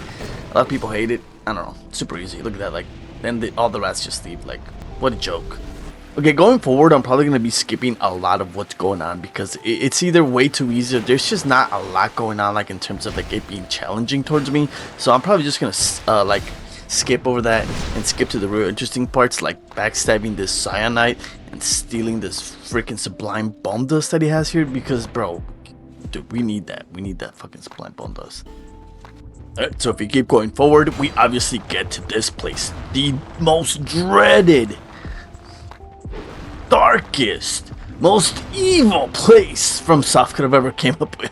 The gutter. Oh man, the gutter, dude. This place is pure nightmare stuff, honestly. But if you take it slowly, like you see me do here, and you know, actually, you know, take a look at your surroundings and try to really decide where you're gonna go, it's not too bad. I messed up and went the wrong way. I accidentally fell over to this side and I couldn't get back to where the bonfire was at, so I was like, no big deal, I know I could get to it through this way. And then I forgot, oh crap, that's right, this is old Blighttown falling into the abyss, and it's all destroyed and everything falls apart super freaking easily. So I decided, you know what, I'm just gonna keep going. Why not? Pick up a torch there, which is actually gonna come very handy. And then I absolutely freaking, I don't know, I freaking shit my pants there. I don't know what the dude, panic rolling, bro, panic rolling. Just like that, it's 11 deaths, and man, these deaths are adding up quicker than I thought they were gonna be, honestly. I'm both surprised and at the same time not surprised. I don't know how to explain it, right? Because it's like I've never done this whole game in the Covenant of Champions, so I'm not too familiar with how much damage everything does, you know. And at the same time, it's like, well, come on, it's supposed to be a challenge, and then I absolutely get kamikaze, making it 12 deaths. Oh my god, that's my fault. From Software totally fucking got me on that one. They baited me with that crystal lizard, man. Yazaki, you son of a bitch, you. Okay, back to the gutter. And this time I land in the correct spot. Like I said, man, these stats are adding up quick. That's 12 on the record, by the way, guys. Like, man, they're adding up way quicker than I wanted to. But hey, it is what it is, man. That's part of the challenge. It's part of the fun. So far, I've been enjoying it. Now we got the bonfire to better. Okay, so usually I actually really just like to run through this whole area just because like I already know the path and where to go and everything. But this time, you know, with it being the whole Covenant of Champions, I want to take it a little bit slow and do things a little bit different. You know, something that I don't usually do or haven't done in a while, and that's actually go around, you know, with the torch on the left hand, you know, lighting up the sconces, which actually is a really big help, guys. It really does make a huge difference in terms of like lighting.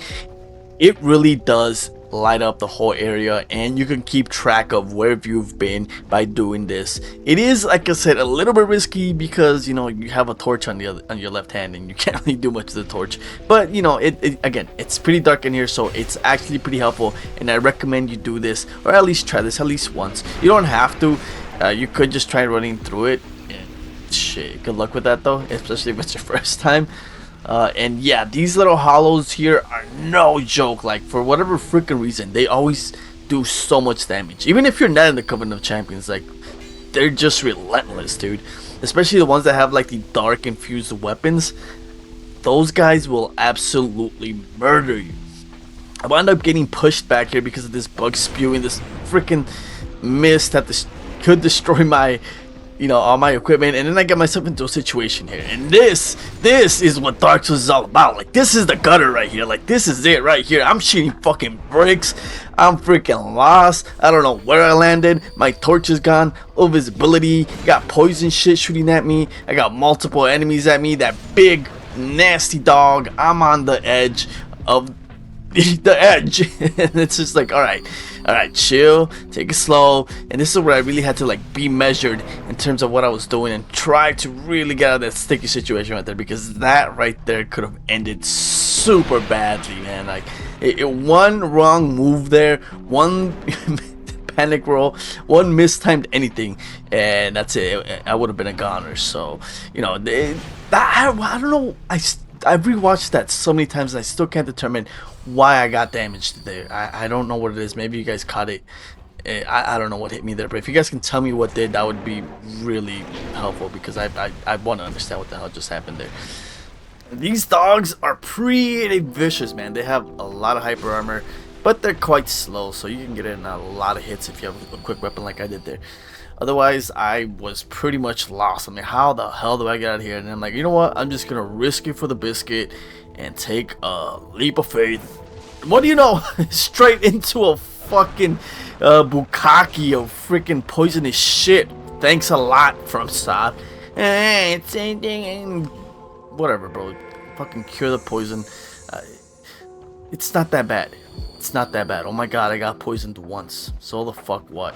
And this is where I knew there's a bonfire close, and there it is. I sensed it.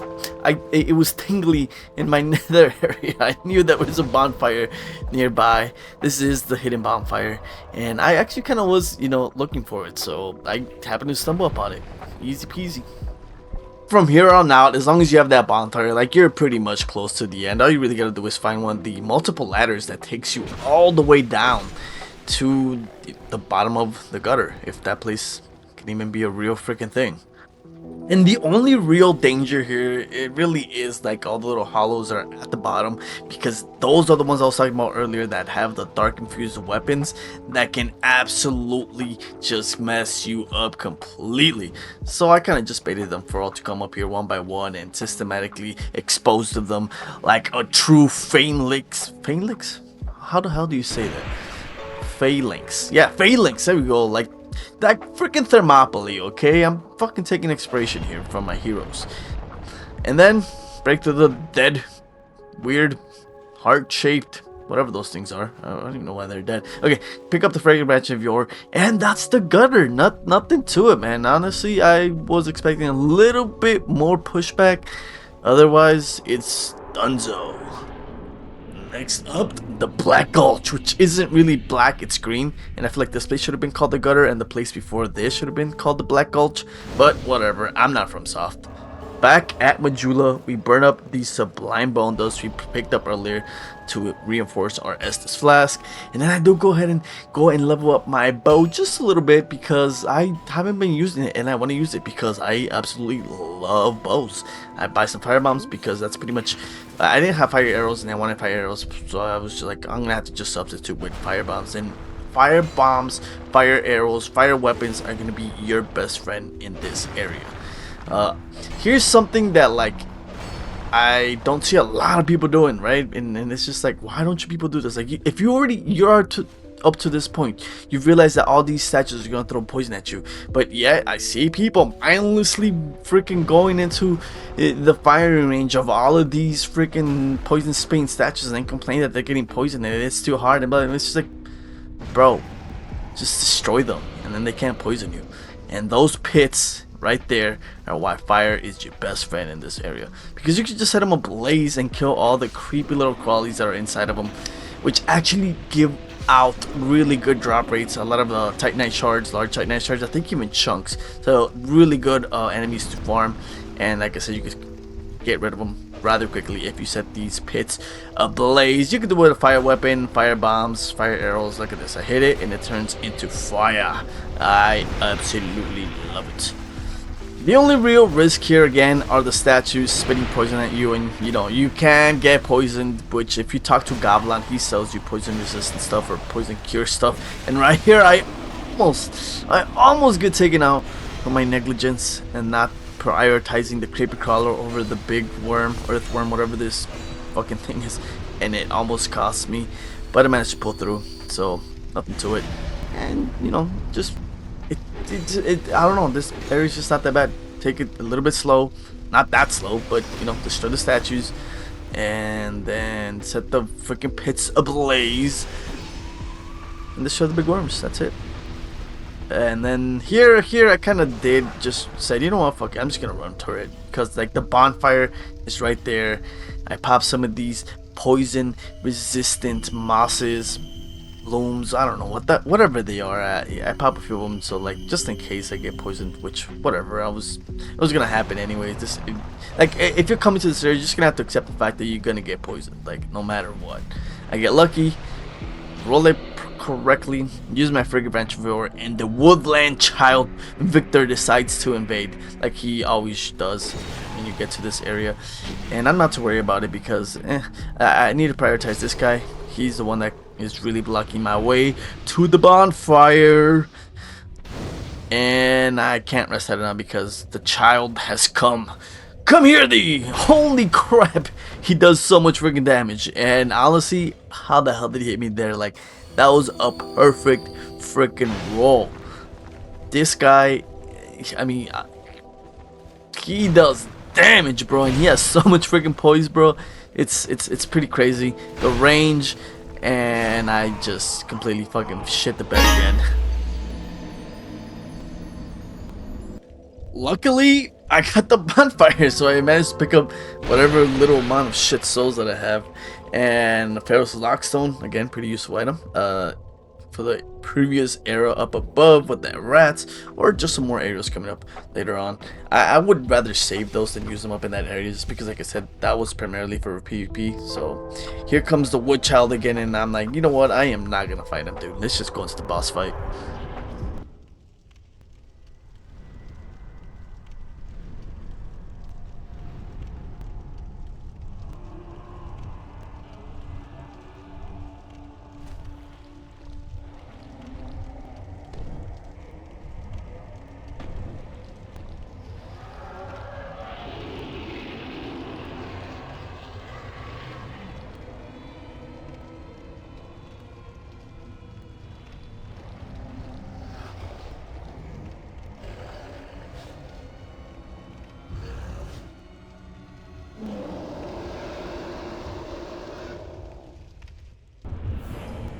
Yes, it's my boy, the Rotten. Yes, everybody's favorite boss, and I actually really do mean that. I'm not being sarcastic. People love to farm this guy. I mean, he probably is the easiest farmable boss, right? I mean, the bonfire is right there. I think you might even pick up a bonfire ascetic around this area, so you can just reset this whole area, respawn him, and then farm the shit out of him, because he actually drops a decent amount of souls, plus the soul that he drops. And I think the only real thing you get is his machete, which is an okay weapon. And yeah, other than that, it's my boy the Rotten, which is an absolutely badass design. I fucking love this boss. Everything about this boss fight is just freaking cool. The machete, the amalgamation of dead bodies, the fiery pit. It's literally like you're fighting a demon in hell, bro. It's fucking amazing. I love this boss fight. Now, this guy is not too hard to, you know, deal with. I pretty much just like to stay behind him for the majority of the time. I did take out my shield just in case, because I did realize he was doing a lot of damage, and he somehow catches me here and freaking squeezes me like a fucking lemon. Bloody bastard. I thought I rolled that correctly. What I'm trying to do is actually chop his arms off, because that is a mechanic that this boss has, where like you could chop off his arms and then he's like defenseless for a while, and then he just freaking regrows them, because I don't know, I guess you could just freaking do that, right? He is like a demi deity or something, and I completely whiff it and die again. Dude, that's 14. That's 14. That one hurt me a little bit, not gonna lie. That one did kind of hurt me a little bit, and so I came back with a vengeance, and I said, you know what, fuck that shield. I don't need to hide behind no fucking shield. And I came back to systematically break this fool down, and somehow he managed to grab me again, try and squeeze me dry from my looks. Well, see, that kind of did annoy me quite a bit, because I felt like I rolled that correctly, but for whatever reason, he just kept grabbing me with those grab attacks. So I have no idea what it was. I just could not time them correctly, and he was getting me, man. So I eventually decided, you know what, I'm gonna stay away from his grabbing arm and just go for his machete arm and try and chop that off. I was actually really surprised at the amount of damage I'm doing here. Like, I'm doing so little damage. This guy must be resistant to fire. I'm not too sure, but he almost gets me right here. I misjudge the radius of that attack, and I just run for the nearest corner so I can heal, get my last assist, and then absolutely just run as far away as possible with him. I want to get as much distance from him as possible so that I can heal. And I fear he was gonna be doing that crazy dark attack again. He did the little growl, and then I'm just like, all right, I need to take this a little bit slowly. I'm all out of Estus here. I'm not doing too much damage, and so I decided to stick behind him and really time all my rolls, get him as precise as possible. And that is the rotten one, and well, actually twice. Not one and done, twice, but twice is okay, I guess. Pick up my souls that weren't really worth it and light up the primal bonfire. Back at Majula, it was time to devour all these delicious souls. So I popped Takashi 6ix9ine soul and then the rotten soul for a whopping, what is that? 80,000, 82,000 souls, not bad. Get some vigor, get more endurance, and start leveling up a little bit of dex, just so I can have a little bit more variety when it comes to weapons. And yeah, that'll do it. And then go ahead and played a little bit of fashion souls and became a royal knight. Knight? Soldier? I don't know, I dig it though, I like it. And then we'll go ahead and head back towards where Benhard was at, so that we can de-petrified this young, beautiful woman, because she has been captive in this horrible prison. Go ahead and pull the lever, wait for her to get back up, and then get jumped by a bunch of mongrels. Another Peak Souls 2 experience at its finest. And honestly, it's just me. It's all skill issues here, man. That's all my fault. I should have not died there. I fucking suck, man.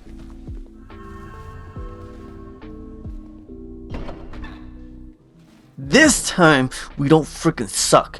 This time, we don't let skill issues fucking take over. This time, we show why.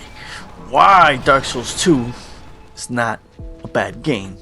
You just suck at it. Bugsy blocking the way, and there you go. You see how easy that was. You see how, like, if I would have just taken my time and not just gone in there, like, it's easy to forget that, like, dude, it doesn't matter where you're at in the game, dude. This is freaking Dark Souls. If enough enemies get up on you, you're done. Like, you're done. Especially these ugly motherfuckers. Like, are these guys pregnant? I never figured out what the hell these guys were, but there's some ugly ass sons of bitches, I'll tell you that much.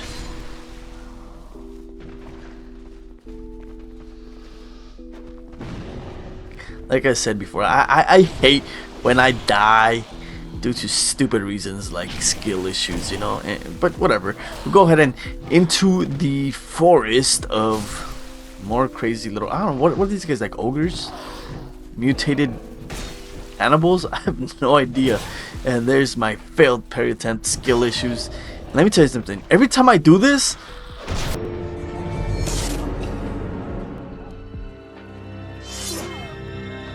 that's exactly what I feel like. Like, fucking Achilles, bro. But we get the bonfire. And then I go ahead and take the wrong way, which is the left way, to where the Falconeers at, because I just want to see what's up with these guys. They shouldn't be too tough. Love their helmet. And then this freaking happens. Holy Jesus. What is that? What the fuck is that? Bro, I couldn't help but laugh, and I was just like, what the fuck was that? Dude, I have never seen that before. Ever, dude. That's never happened to me. That was the first time. I was honestly astonished, bro. I was just like, what? And here's a Twinkling Titanite, which is the real reason I came here for. Obviously, that large soul of a name of soldier is actually not that bad either. But I also wanted to pick up this weapon over here, where this little ghost is hiding at. And fighting these ghosts is not that hard. You just gotta fight unlocked and make sure that, you know, you have like horizontal swings and that you swing your weapon in the right direction. And that's pretty much it. I mean, I think a lot of people struggle with those guys. I don't know. It comes down to like being able to fight unlocked in a lot of scenarios, especially for these games because of the multiple enemies. So as long as you can do that, these ghost guys should be absolutely no problem.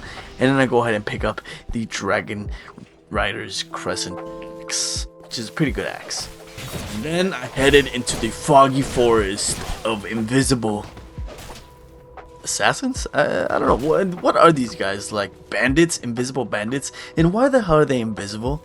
I never figured that one out. When it comes to lore about this game, I know a little bit, but not everything, not all the minutia.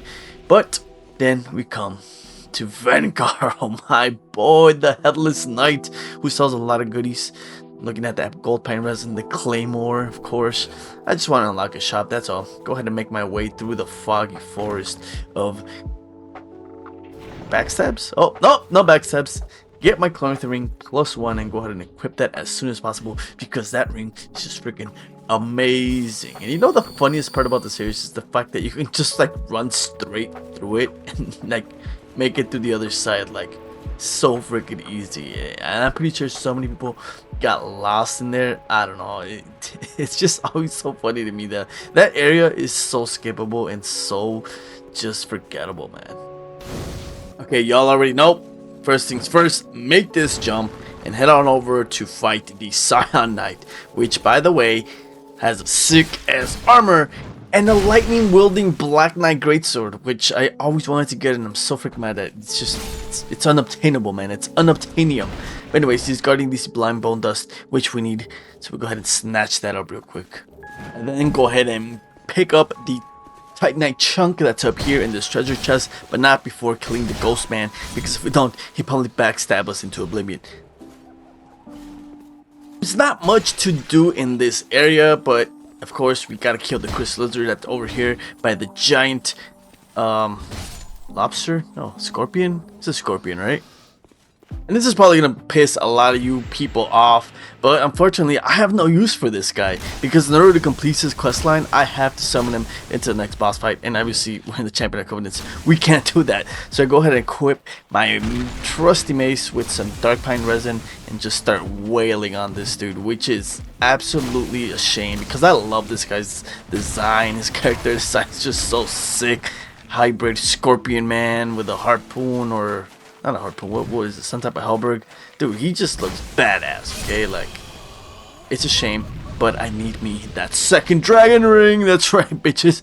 Switch out the Royal Knight Soldier for this one, and we're still fat rolling.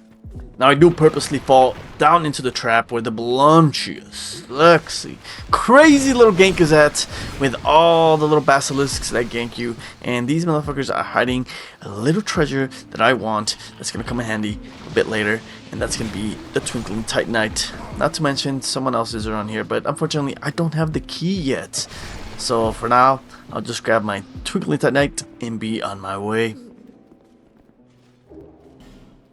Right, so back at Majula, I invest so many levels into endurance, and then I go ahead and rest up at the bonfire and burn up the sublime bone dust to increase our Estus Laster's recovery.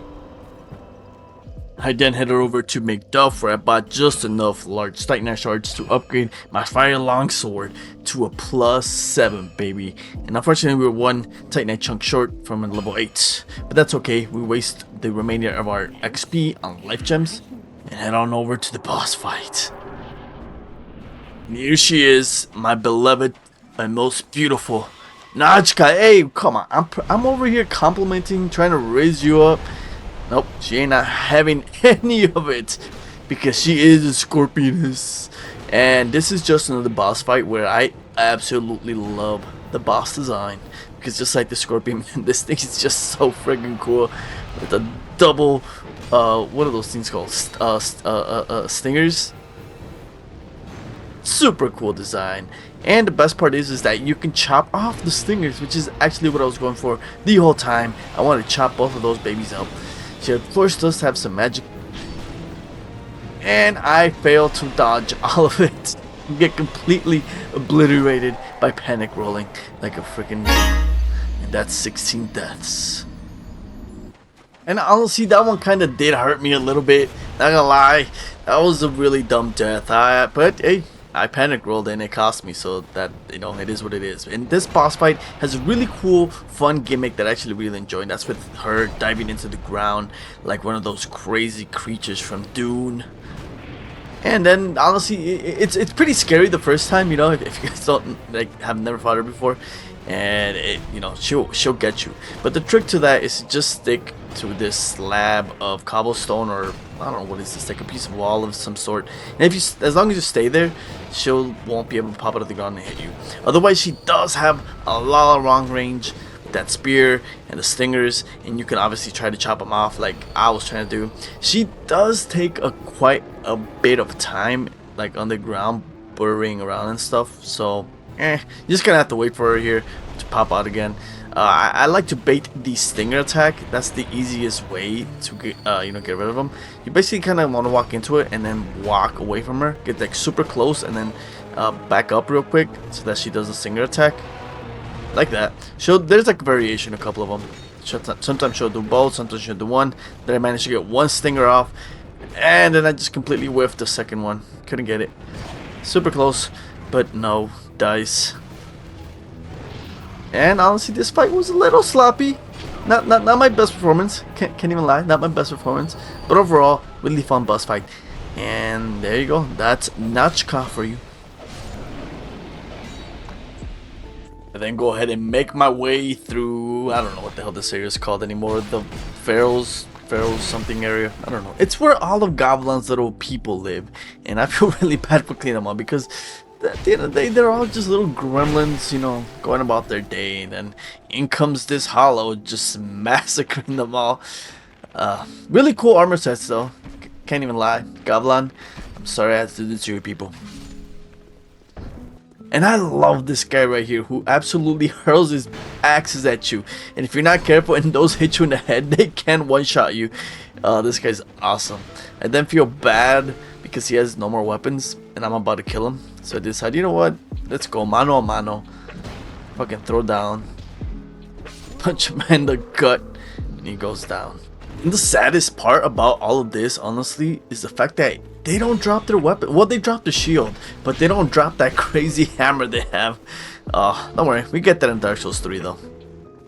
But just like that, we've made it to BrightStone Cove Tseldora, where they're mining who knows what. But we go ahead and grab the bonfire, head over back to Majula, put up a couple more points into endurance from the Nachka boss fight. Then I'll go ahead and level up the Blossom Guide Shield twice, because why not? Why not? I have it, let's do it. Okay, back at BrightStone Cove Tseldora. I'm over here playing the game smart, okay? I let this guy squish his little friend down here, and I'm thinking to myself, you know what, there's another rock that's gonna come down here, right? Why don't I lure all the little guys down there, which by the way have dark infused weapons, very dangerous by the way, get them to come over here so that their little friend squishes them too.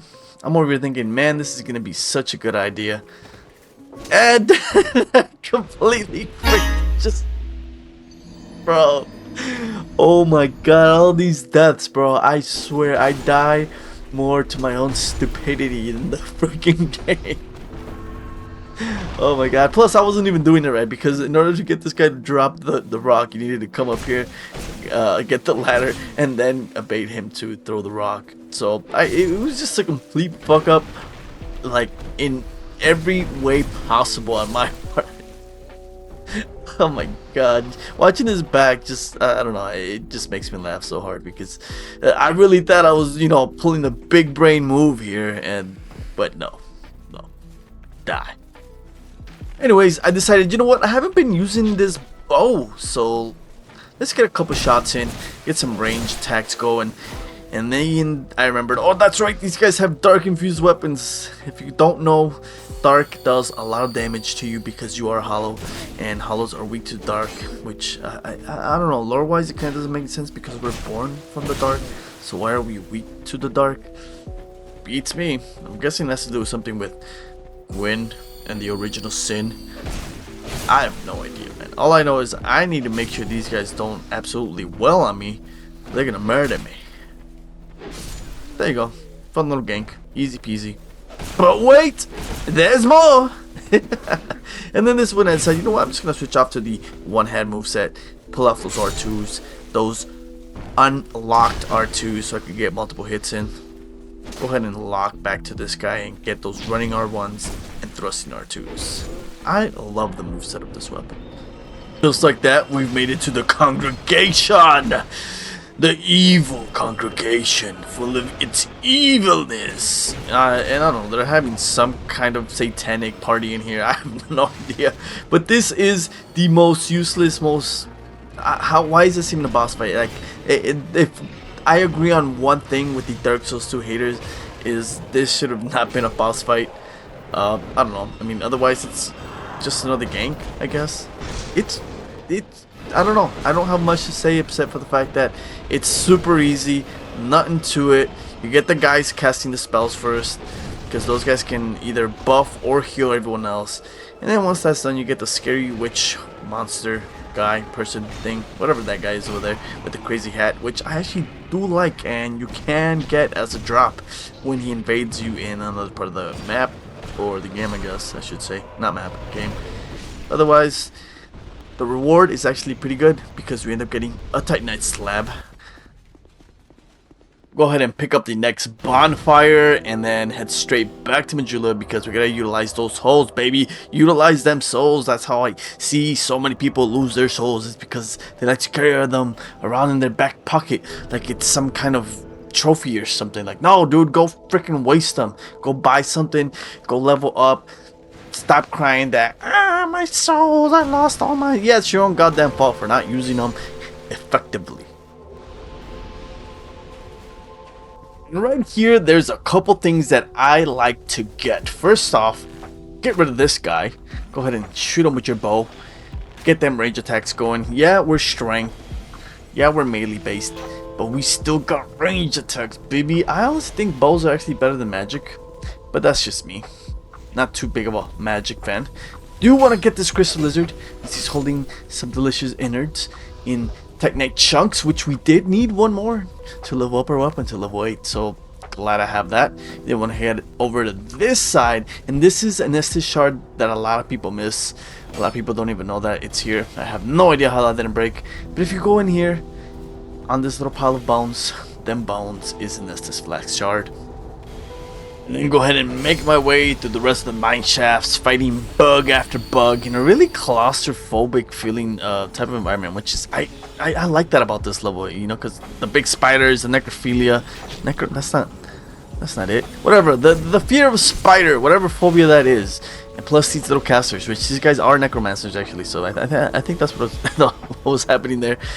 Get into a little bit of a ranged battle with this guy. I could have run up to him and just killed him, but I was like, you know what, dude? Just love using bows, man. I can't stress that enough. I'll always say that. And watch, just you guys watch about my bow gameplay. You guys are gonna be astonished what I'm gonna do with it next. Of course. Then there's the bonfire guarded by 10,000 spiders, which is absolutely horrible. This probably is the most horrible bonfire in all of Dark Souls history. Like, it is just... It is awful. I hate it. Having to fight all of these spiders just to get to it. And then having them respawn on your ass as soon as you freaking sit on it. But it is what it is. I somehow forgot that they even spew webs at you and then you can't move. So, yeah. I was on my way to go get Artifix when I forgot that, like, dude, I haven't even freed her yet. And then that's when I realized, oh, I'm in trouble. And then, of course, freaking Bowman Girthy, which, Bowman, dude, this dude, bro, comes in dual wielding crossbows, bro. Holy shit. Straight freaking ops. Trying to take my ass out. And I'm not gonna lie, I was a little, you know, just a little bit, but nothing I couldn't handle. Gave him the old throwaway trick.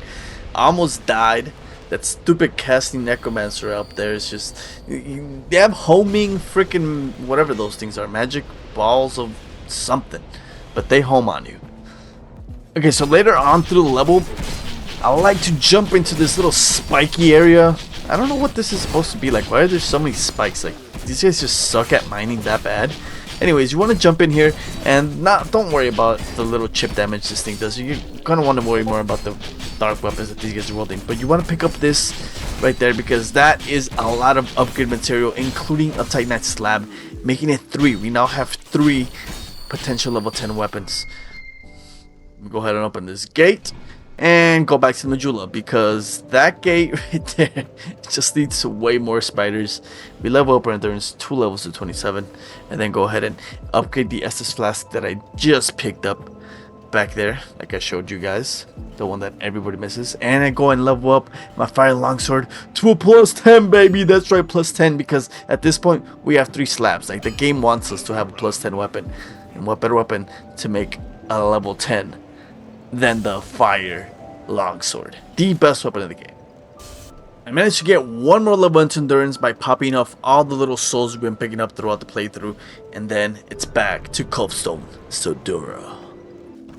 That's right, we're back again with the bow gameplay, because I'm gonna be showing you guys a little trick that, if you guys don't know by now, like, this is good right there. This is massive right here, because pretty much what you do is you kill this guy, and then all you gotta do is just run inside and avoid the 10,000 spiders that come down from this freaking ceiling. Because if you don't kill this guy, I mean, he's just gonna stand there, and then you're gonna get ganked and eaten alive by the spiders.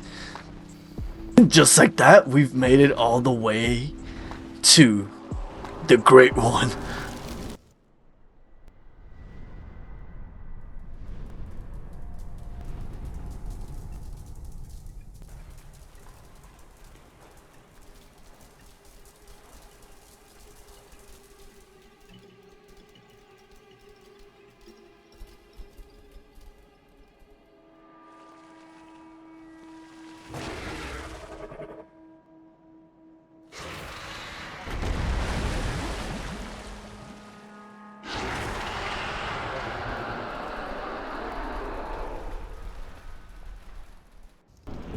Alright, here we go. The Duke's Dear Freja, an absolutely terrifying behemoth of a freaking tarantula, bro, and a really fun boss fight. I still remember the first time I ever fought this thing. I was shitting bricks, and I was stuck at this boss for a very long time.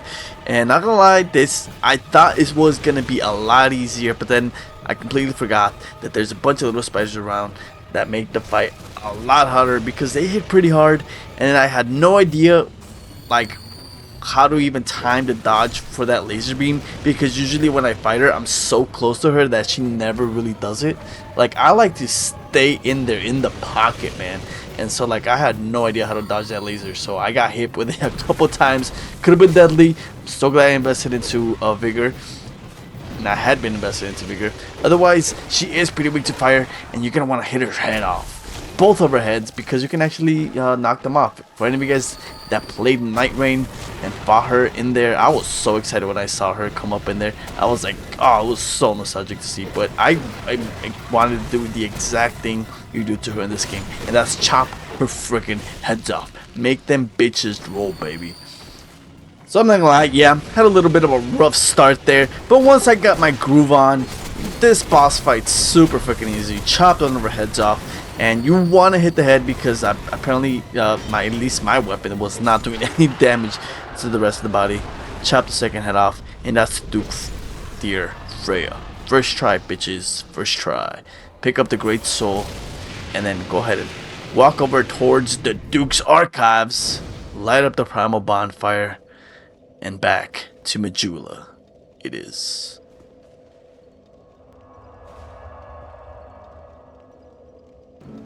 Alright, so I feel like at this point the build is really coming together really well. Like, we are rocking and rolling now. The rest of the game is pretty much going to be a cakewalk. You managed to level up a couple more times. 40,000 souls ain't that much anymore. It ain't that much anymore. I do go ahead and free Ornifex, because I did miss her sweet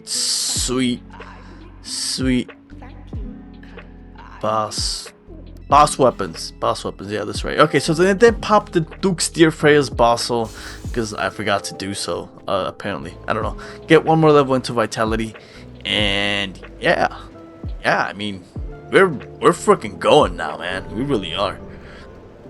Next up, and finally, it's time to head down over to this lady and get scanned for 2,000 souls.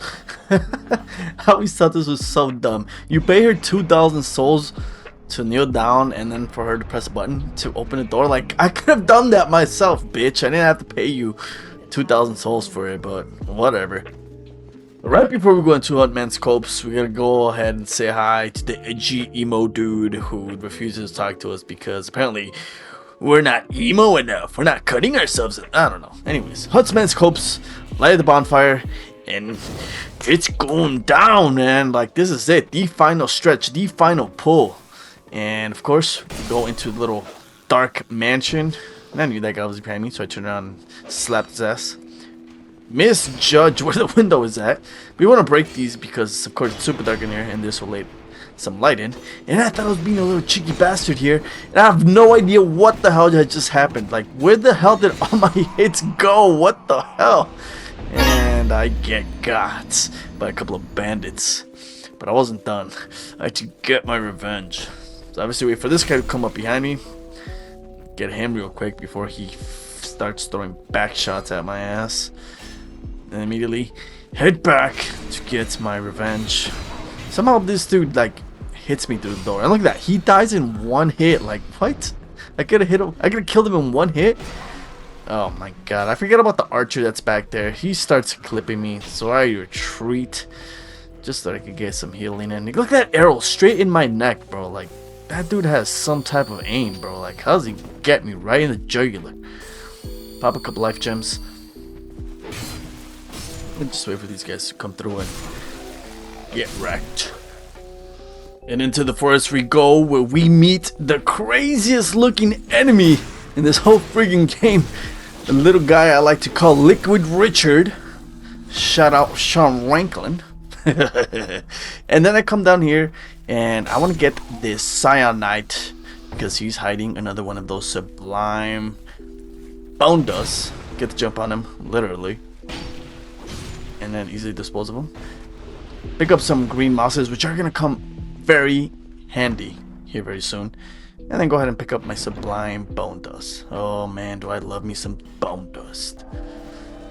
Then head over to where the key to the bonfire is at. Get invaded by merciless Rona? I don't know, whatever her name is. She has a crazy side, crazy outfit. It's that same character that was in that boss battle that shouldn't be a boss battle. So I'm pretty much wrecking her, and I decided to get a little cocky and absolutely get fucked trying to parry her. I'm not. I get so lucky there where she doesn't stab me for whatever reason. FromSoft decided to be merciful. Like, they were like, this would embarrass himself enough. So thank you FromSoft for that. Look at that tiny shield, bro. Like, that ain't doing shit, bro. Pick up the key, and I get a priestess glove. I would rather have her helmet, but whatever. I decided to take the long way to the bonfire because I wanted to come kill this necromancer just so that these skeletons will no longer spawn anymore. This guy, you kill him once, he no longer spawns, and then once you kill the skeletons, they don't come back. Now, I was about to get my shit stomped in by them, honestly, and then I just freaking ran for it. Decided to follow Cracked Out Bro over here. He led me to the way. Thank you, Cracked Out Bro. Oh, that guy is so funny. Somehow one of these little bastards still follows me. Like, damn, dude, that guy, these enemies follow you forever. Get the bonfire. Back at Macduff, I managed to upgrade my hammer to a level 3 craftsman's hammer. What am I, Conor McGregor? level 3, you'll do nothing, you gotta feel it. Anyways, okay, so I decide to also take out this necromancer because I want to open up the shortcut, not only because it's a shortcut, but because there's more goodies there as well. And look at this craftsman's hammer go to work, dude. These skeletons stand no chance getting one-shotted, which, I mean, they're weak to strike damage, right? And hammers do strike damage. I'm using my noggin, and there's that little crystal lizard that I came to get. Bash his little innards open, bash this dude's ankles, he falls down, get the large Titanite chunk, and the shards, and the Estus flask, which is all the goodies I wanted. Go ahead and open the shortcuts, and we are set to go. And then I do make this cheeky little jump because I wanted to get this human effigy and the lacerating arrows, just because, I don't know, you might need them later, right? Homeward bone out of here, and then we're out. back to Majula, baby. And at Majula, I decide to buy my favorite set, the Elite Knight Armor set. Then do a little bit of Fashion Souls, and now I feel like I'm ready. The Skeleton Lords. And honestly, I was not expecting this. A dude who goes down in 2 shots. I was like, whoa. I was surprised at my own power there, to be honest with you. I did not think this is going to be that weak. For some reason, like, I feel like every other boss fight that I thought was going to be not too hard was harder than I thought it was going to be. But for whatever reason, like, that guy just died in 2 hits. And obviously I wait and I kite the little skeleton army, because, I mean, what else am I going to do? I'm not going to get ganked by them, right? Go ahead and bash them all the way. And then here's another thing that I've never done before. Dude, you could backstab these guys? Like, what? I had no idea. And then you get that cool animation. Dude, a lot of things I'm learning about this. Like, this encounter, like I said, I for one, I did not know they were this weak to strike damage. And for 2, I never knew you could backstab them, and they would die in 1 backstab. Dude, you learned something new. Goes to show, man. I've been playing this game for 10 years straight, and I never knew this was even a thing. Like, I'd never even seen that animation. That's so freaking cool. And then, everybody's favorite little skeletons get taken out immediately. And at Harvest Peak, or Valley, I decided to take a little rinse, because it's been a while, and there's someone that we're gonna meet that I've been dying. Oh my god. Just look at this. Fine little shit right here. Alright, enough of that. I just came for the... Oi! Dude, that little skeleton right there is so funny. Like, what was bro listening to that? Like, he just died. Probably tripping on acid or something. Who knows? And, bro, this guy has crazy dark magic orbs, bro. I always thought this was one of the cooler enemies in the game. It's just like a giant being, I don't know, led by a guy on his back. Dude, that's like straight out of Lord of the Rings type shit, bro. Cool ass enemy. He can one-shot you, by the way. Like, those dark orbs, they do a lot of freaking damage, and he will one-shot you with those. But, easy peasy. Bow gameplay once again. And then go ahead and meet up with my boy Gavlan, and he has a bunch of goodies for me.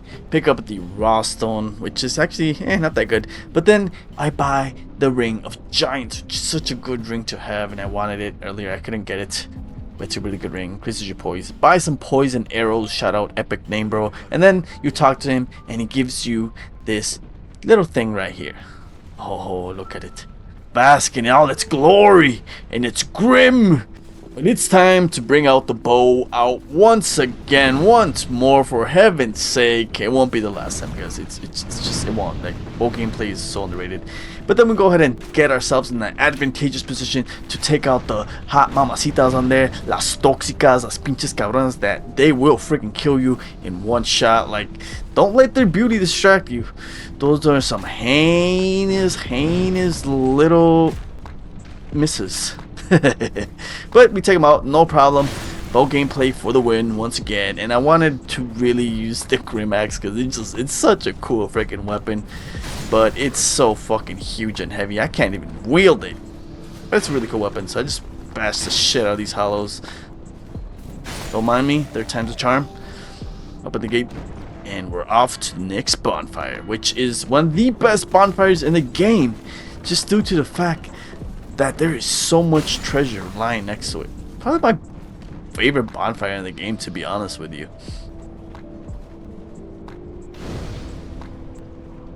Alright, this is it. Here's why. Because you don't get not 1, not 2, but 3 crystal lizards.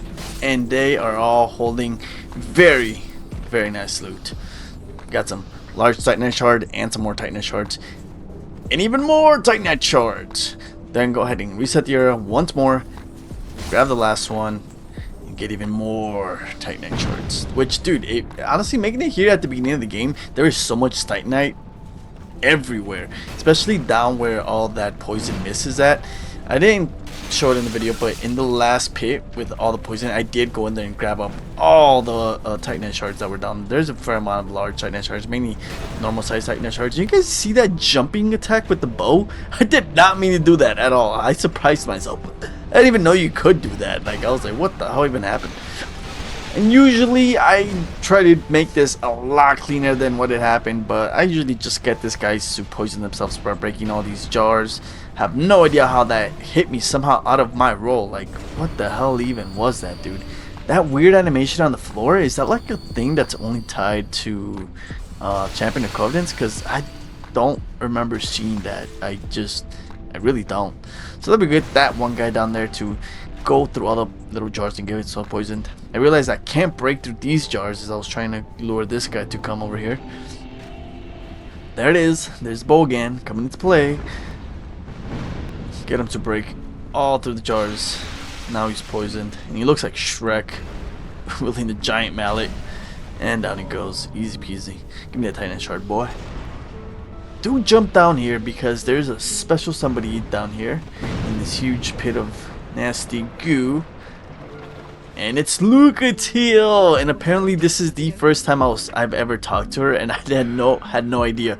I guess I just didn't realize it. Usually by the third time you talk to her, which this usually for me at least is always the third time, she gives you the ring of steel protection, which I really wanted desperately, but she didn't give it to me because it's only the first time I talked to her. And then I take out the last of the hot Cheeto girls. Easy peasy. I then walk into the next boss room thinking I'm being a cheeky bastard by shooting the floating or hanging pots up here that are withholding some hollows, some yummy hollows for this huge behemoth of a land monster to fucking eat. But I've messed up because I completely forgot that you needed to shoot those with bolts or throwing knives or something harder than that little short bow I was using, because those things were just not breaking. So I was forced to fight this nasty, disgusting Jabba the Hutt looking ass monster. Mano a mano. Mano a mano. Not really. I mean, honestly though, this guy has a lot more health than I remember. Or maybe he resists strike damage and that's why I'm not doing too much damage to him. That's probably it, right? I mean, he is kind of mushy. I guess he would be some type of monster that would be resistant to strike damage. I don't know. Point is, I was very surprised to how much health this guy has, like especially for being like an early boss of this area. He is beefy, man, like straight beefy, and he does a lot of damage too.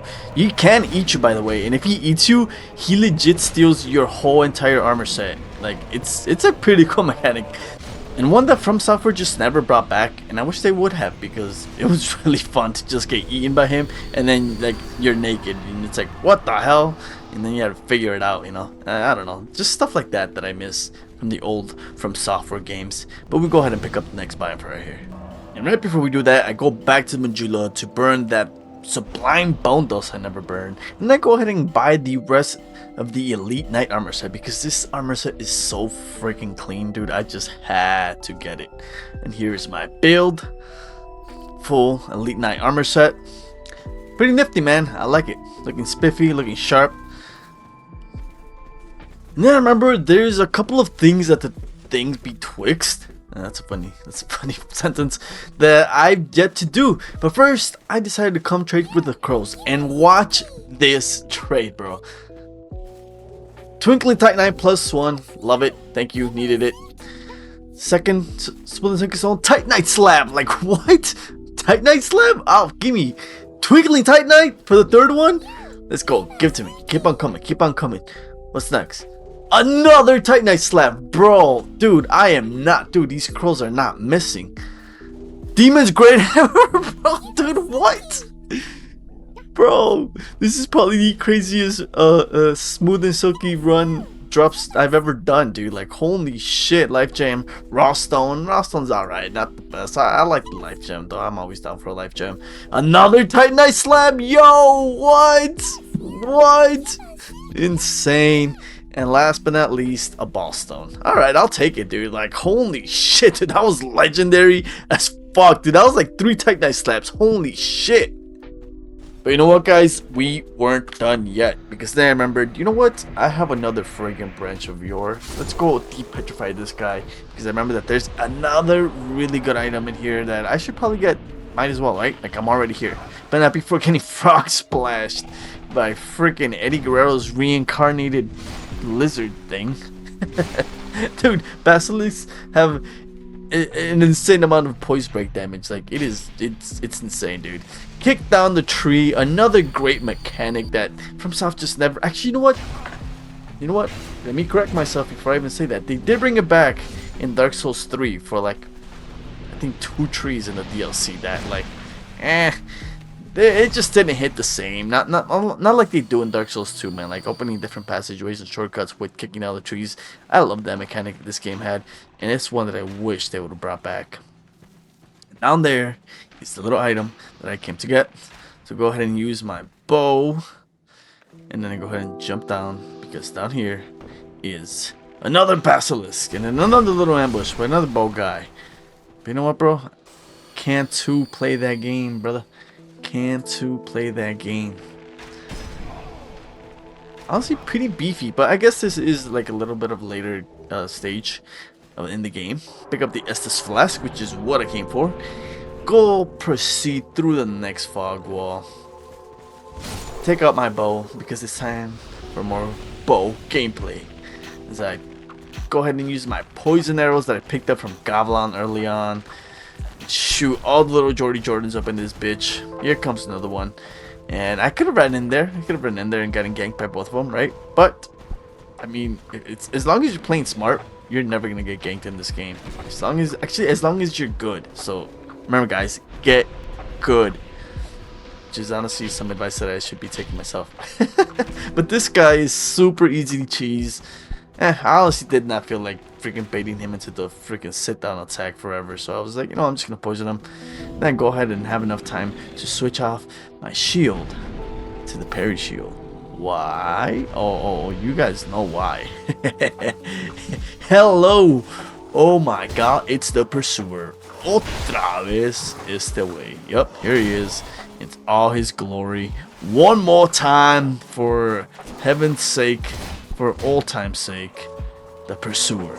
I never get tired of fighting this guy. I just really love this boss fight, and right there he almost killed me, dude.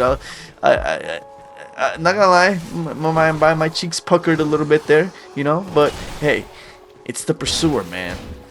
Easy peasy, lemon squeezy. Gotta remember to get my dodges on right. You gotta stay on his right side. If you stay on his right side, you'll be able to dodge all his attacks. And sometimes I like to get a little reckless, you know. And then I remembered, you know what? I got a parry shield out. Like, let me do what I came to do. Let's go. Give me that Twinkle Titanite. One step closer to maxing out this awesome freaking hammer, man. I love this hammer. Craftsman's hammer for the win. And there we go. Just enough to level it to a +4 thanks to the crows and that pursuer kill right there. So glad I went back there. So freaking glad I went back there. Popped the rest of the souls I had in my back pocket for a total of 6,000? Nope. 19,000, which gets me 1 level into vitality. I'll take it. And I need vitality because I'm gonna start wearing way more armor. Go ahead and upgrade my last Estus shard that I picked up back there at the things Betwixt, and it's back to Earthen Peak. And Earthen Peak is one of those areas that's way bigger than it initially looks like, but it's also very small at the same time, right? Like it's one of those things about Dark Souls 2 where like some of the areas are actually pretty big and intricate and have like really good like map design in terms of like, you know, being interconnected within the map itself. And you know, it feels like a big map, but at the same time you can literally just like V-line it straight to the end of the map. It's something that Dark Souls 2 does so well, where like if you want to explore this area, dude, there is so much to explore and so much to do. But if you just want to V-line it to the next bonfire, to the boss, like you could also do that super easy. And it's just one of the things that I love about this game, and it's like map design. It's just so good. Yeah, it's not interconnected like Dark Souls 1 or whatever, but for like the map being concise themselves, it's pretty good. And then right here I absolutely get destroyed by the Headless. Like, holy dude, he honestly staggered the shit out of me, dude. That sword is insane, dude. It's such a rare drop too, but such a cool sword. I can't believe these guys like legit like just endured the shit out of me. I was not expecting that. I honestly thought I was just gonna be able to take him out, but apparently he like stun locks like a motherfucker. There we go. Get my sweet revenge. Pick up my worthless souls. and pick up the mannequin gloves, which the armor set is it's alright. And then you guys already know what time it is. It's bow time, baby. Babe, just come to me. Give me that backstab. One and done. Craftsman's hammer is so freaking good. And then right before the bonfire, I hear these guys, and of course, get jumped by them.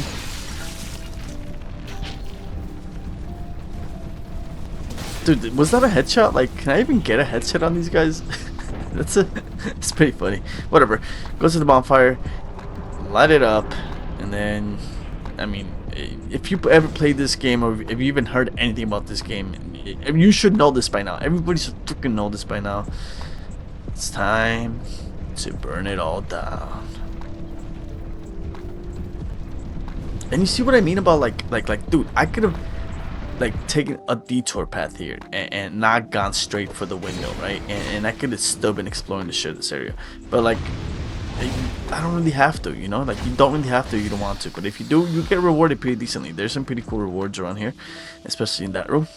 I suggest you go in there and open up the chest because there's a really good item there. And of course, the hidden walls up here. Grab me some petrified something, which you guys already saw how good those freaking crow drops were. So give me those petrified something. Again, it's a huge reason why I chose it in the beginning. It didn't pay off early back then, but look how well they paid off now. Go ahead and open up the secret bonfire. Come back here. Get the Bloodhound Knight. And then beg these guys to come to me, and then go ahead and just V-line it straight into Medusa's lair.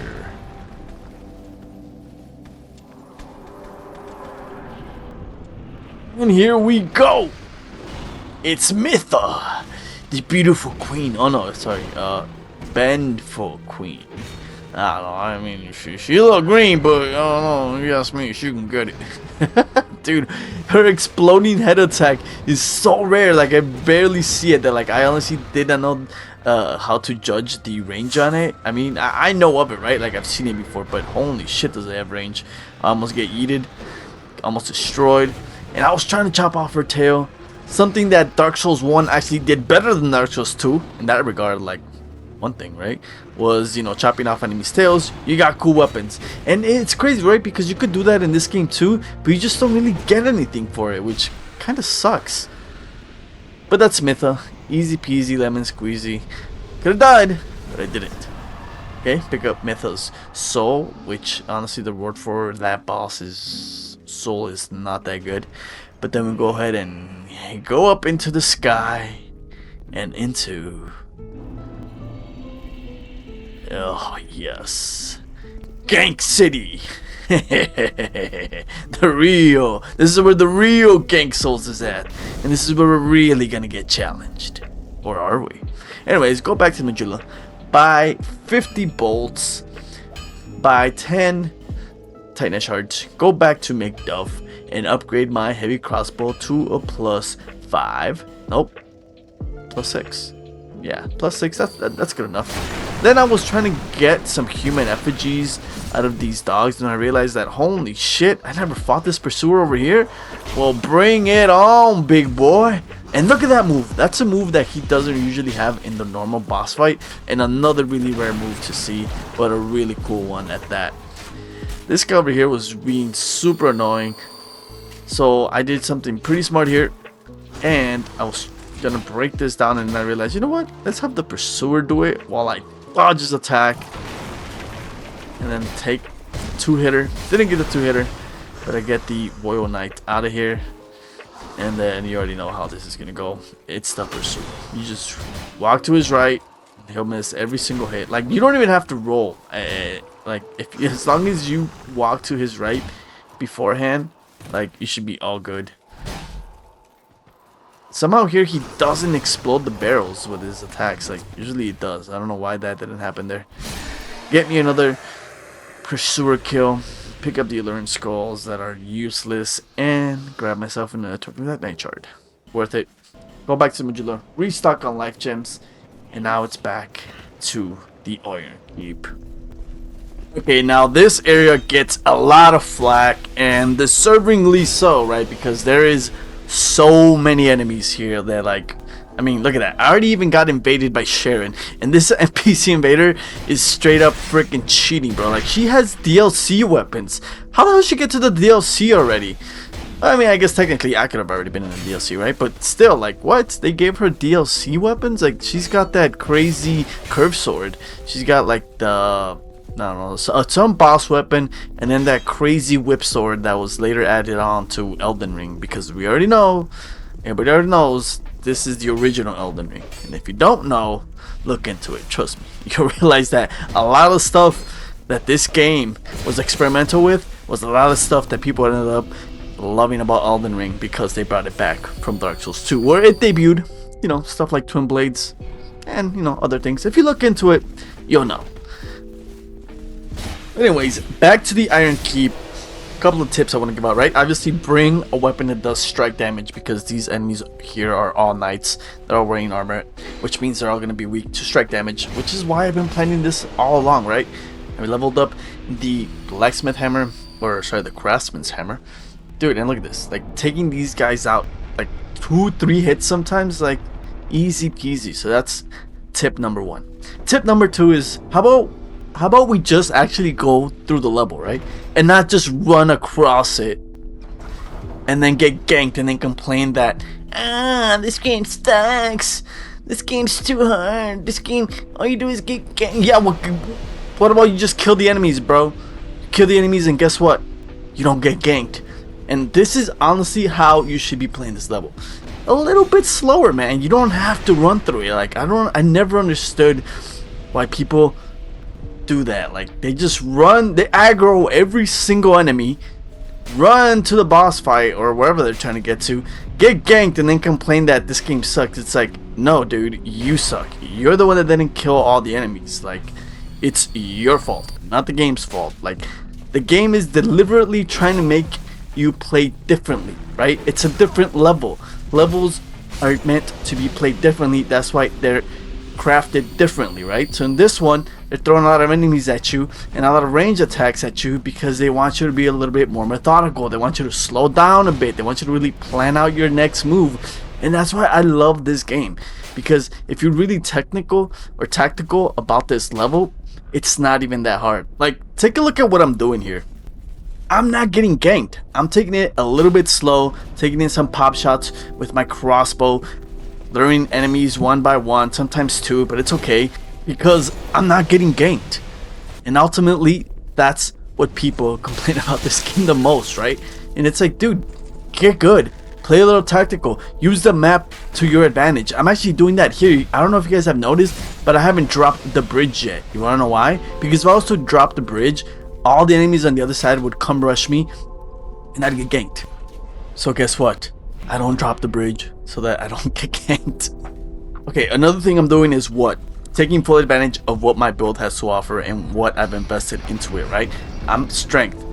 And technically, like, I don't really have ranged attacks, right? I don't have magic, which is why I have a crossbow, which is the alternative to having ranged attacks. A lot of times I see people complain about, oh, they're too far away, oh, there's an enemy that I can't reach, and it's like, and they're out here with a fucking greatsword and they're complaining that like they can't hit an enemy that's far away. It's like, dude, you have the ability to use a crossbow or a bow, you just don't want to, or I don't know what it is, and now you're complaining that the game sucks. No, I'll go and say it again. You suck. You are not taking full advantage of what your build has to offer. And so many people complain about stuff like that.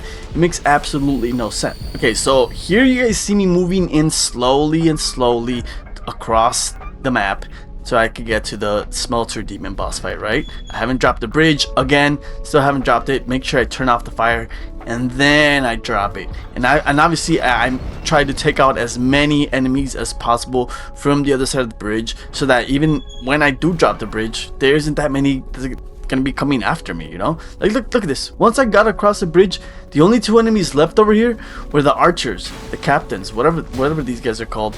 No, actually, this is the only one. The other guy's already dead. Like, this area is not that bad, bro. People just rush through it. Okay, and now it is time for arguably the hardest boss in the base game. the Smelter Demon. And my whole build up to this point was with this guy in mind, because I knew this guy was gonna be tough. I knew that this is gonna probably be the boss to give me the hardest time, because he already hits like a truck. So being the champion of Covenants, this guy's absolutely gonna like melt me. I already knew that part, right? Going in. So I got the blacksmith hammer, the craftsman's hammer. I'm always gonna be, you know what? It's the blacksmith's hammer. I'm not just calling that from now on. I got the dark pine resin because he is weak to dark magic, and honestly, dude, I'm doing way better than I thought I was gonna be doing. Like, this guy is getting melted, dude. Like, Smelter Demon my ass, because I'm the one melting him. I'm literally smelting him with this freaking hammer, dude. Like, dude, one of my favorite boss fights of all time, especially in this game. I remember the first time I played this game, like, this guy literally, like, I was stuck here, dude. I could not beat this guy. It was so bad that I had farmed out the entire Iron Keep and there was no more enemies except for the Smelter Demon, because I could not freaking beat him. And look at that, he just chunks me. That's okay. Still got all of my Estus Flask left. For some reason I missed there. And maybe I feel like maybe if I would have been one-handing it, I could have gotten him, and he manages to get me there. Couldn't roll out of the way fast enough. There it is. I had to make sure like my stamina consumption was on point, because if it wasn't, I'd be dead. Okay, second try, here we go. I'm out of dark pine resin, but I still got this magic resin, which is, I mean, it's better than nothing, right? Alright, guy. Like, I'm at this point, I know that I can only take like about not even 2 hits, like 1 hit, and I gotta heal, because he hits me twice and I'm dead. Like, I can't even imagine what this fight would have been like if I didn't have armor. Whiff the punish, get killed. Alright, third time's the charm. Here we go. Come on, Smelter, I got your number. I know I could beat you. I almost had you the first time, you son of a bitch. He goes into his second phase pretty quick here. I think it's because I was doing like a lot of DPS right there behind him with those heavy attacks. I did switch to one-handing the hammer, just because I felt like it gave me a little bit more range, and if I needed to, I could block some of his attacks. I don't know what is going on with my rolls, but he whiff punishes me and gets me again. God damn it. You know what? And after those 3 losses, I decided to cut my losses. Then I'm like, you know what? I'm just gonna move on. Like, I'll come back to it. Don't worry, guys. We come back later. But at this point of the playthrough, I was like, damn, I already been burnt through 3 deaths there. I need to keep it under 30. Like, I'm just gonna move on at this point, because I don't think I might be able to beat him. So I decided to just, you know, cut my losses and keep on moving through the Iron Keep. In all honesty though, it was a little bit of a refresher, because I mean, at this point, like I said, if I wasn't in the champion of Covenants, I feel like I could have already beaten Smelter Demon. Like, at this point, he's kind of a little bit trivial, and obviously I'm not perfect at the fight, but you know, I'm still getting hit there. But I just feel like Champion of Covenants just makes that fight so much harder. It's honestly really good. Like, I love that. Like, Smelter goes back to being my nightmare freaking boss that I just could not freaking beat back when I first was playing this game. Absolutely love that. Okay, so what are we doing back here in the Iron Keep? Playing tactical, man. Playing tactical. I want to get the high altitude advantage so that I could, you know, shoot everybody with my bow. That way, you know, I don't have 15 enemies coming after me. Being a little bit methodical, making sure that I take my time and taking out all the enemies, or at least as many of the enemies, before I get back down there and, you know, I don't get ganked. I completely forgot about the archer that's like all the way down there towards the left. I had forgotten about that guy. I forgot that you guys even existed. So I retreat. Managed to get this guy back here. I was trying to get a plunge attack on him, but it just did not work. And there's that little bitch ass archer. Hit him once in the head and he's out. And another really good strategy that I actually didn't implement here is baiting the enemies to walk into the flaming head balls, because they do a lot of damage and they could, you know, easily kill these enemies too. I didn't wind up doing that here, because I did take out most of the enemies when I had the high ground up there. This turtle man, I honestly thought I was gonna beat him real quick. He manages to catch me on the roll catch. That moment right there was another blood clencher, because I was so close to becoming French fries. Turn around, hit him with the no scope crossbow shot, and then rush the archer so that he doesn't snipe me from across the map. These guys die with one backstab, which is freaking amazing. I love that, and it's the captains too. And then for whatever reason, I decided to take the long way through the Iron Keep. I don't know what compelled me to do this. It was just like I was in the zone, man. I had completely forgotten that there's even an invader up here. So when I got that item, I was like, holy shit. I was honestly a little bit panicky because this guy looks scary as hell. I mean, he looks like a bat straight out of hell. He's got the horse helm, which is honestly one of the coolest helmets in the game. He's got the fire head, and overall just a really scary individual who is also wielding a DLC weapon, by the way. Like, damn, dude, FromSoft weren't playing with these invaders in this level, man. They weren't playing at all with this level. Like I said, this level, they really wanted to change up the way you played and force you to, you know, take it a little bit more slow. And this is one of those areas that's really going to test how good you really are at Dark Souls. Not just mechanically, like in terms of how the game is or even the gameplay, but like your IQ level. And taking, like I said, full advantage of everything in your inventory and everything in your build, and using map awareness. Like, you have to utilize all those skills in these games to really get through this area without really getting ganked. Like, yes, side, I haven't gotten ganked at all, like at all. So I don't know, like I said, this is just one of those areas that really will test your skills, and I absolutely love it. I love this level so freaking much. I then do the hardest parkour level FromSoft has ever done. I honestly hate coming down here. It's so freaking like just nerve-wracking having to jump on that little edge on that cauldron. Oh dude, every single time I'm like shaking, every single freaking time.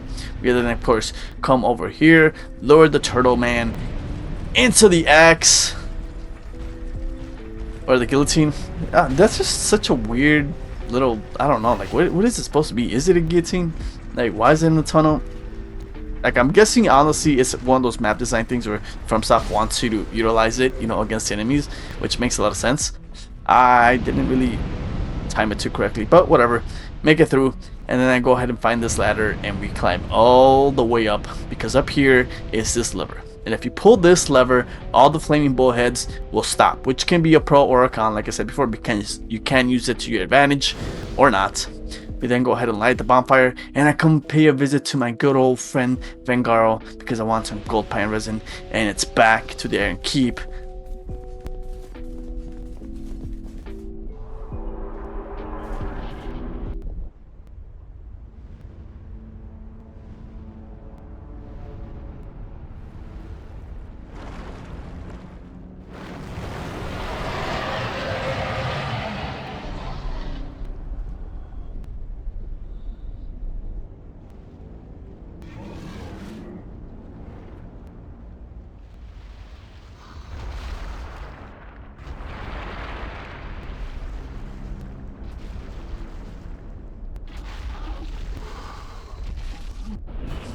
Oh yeah, the old Iron King, baby. Gwyn's reincarnation. This boss fight, well, at least the boss design is so cool, bro. Like, this guy looks like a freaking unit. What is this guy on, bro? Freaking everything, bro. Like, dude, it's beefy, man. And a really cool part about this boss fight is that what I just did right there is that you can actually hit him on the head, and you don't have to wait for him to slam his head down to, you know, put some damage in there. I love that. I love that. Like, his horns are just long enough for you to get a couple hits in, bash him over the mouth, break some of his fucking teeth. Trying so hard for him not to toss me into that little lava pit. You already know what I'm talking about. Some of the most frustrating thing that could happen to you in this the tiniest boss arena ever. Like, oh dude.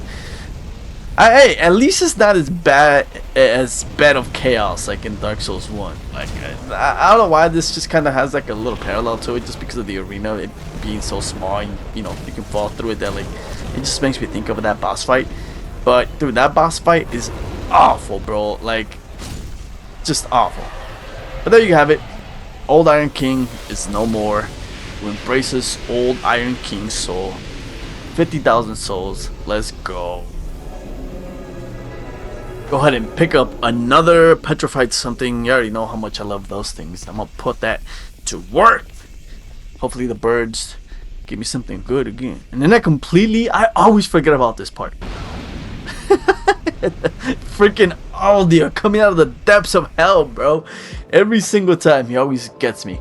Anyways, back in Majula, level up ADP to a whopping 23. I finally decided, you know what, I'm gonna get it up to a 25 because 25 is the sweet spot. It's where your agility finally gets to level 100 and you can maximize the amount of II frames that you get. So go ahead and put some levels into that. Call it a day. But y'all know we weren't done with the Iron Keep. There's no freaking way I was about to let the smelter demon mog me like that. Like, So I decided to take a little shortcut.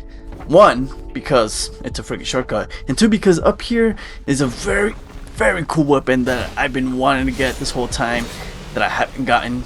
And it's probably going to be my end game weapon, to be honest with you guys. But first I had to clear out some of the enemies, obviously. That archer down there is being hella annoying. Keeping my eye on you, bitch.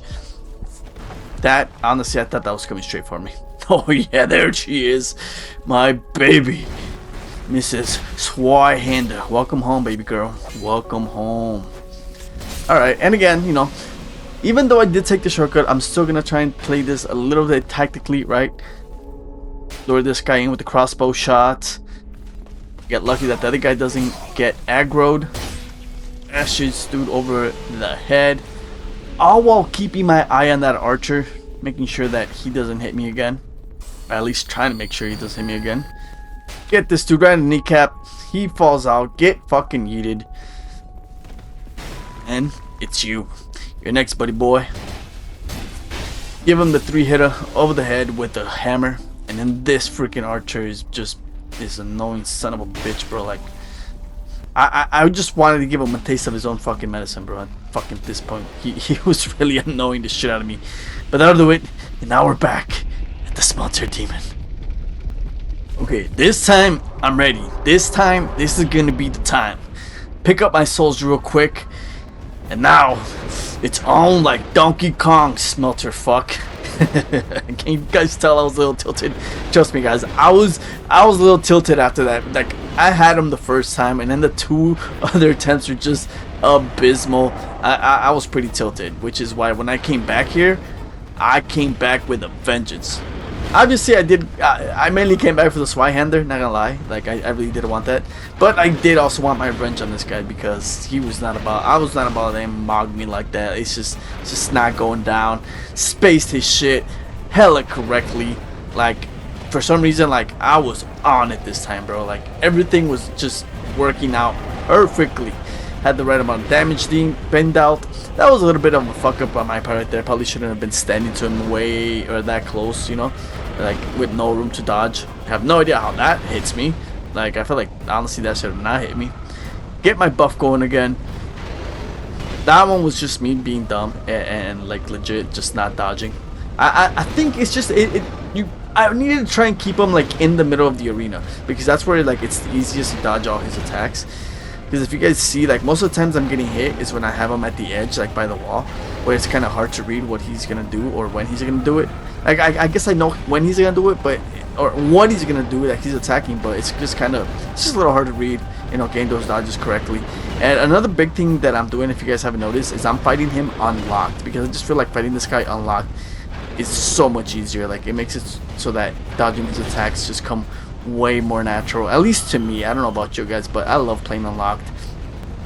Right here I just said fuck it, shoot him in the head with the crossbow, and smelter demon is no more. 30,000 souls?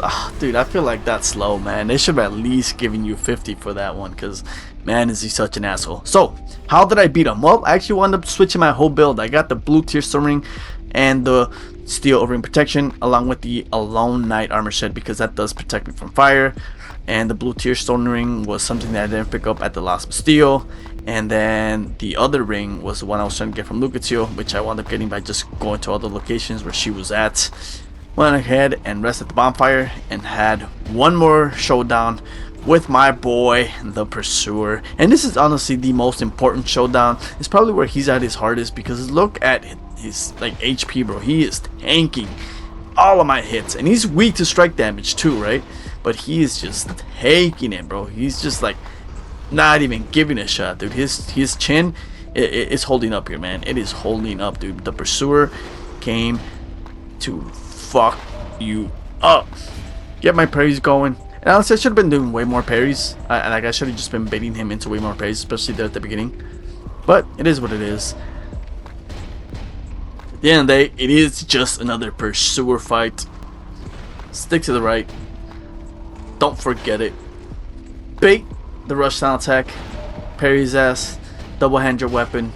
And he should be all good to go. And what I really wanted is that Ring of Blades +1, baby. That's right. The freaking damage is going up on our build now. Hell yeah, dude. Like, our build is coming together so freaking well now.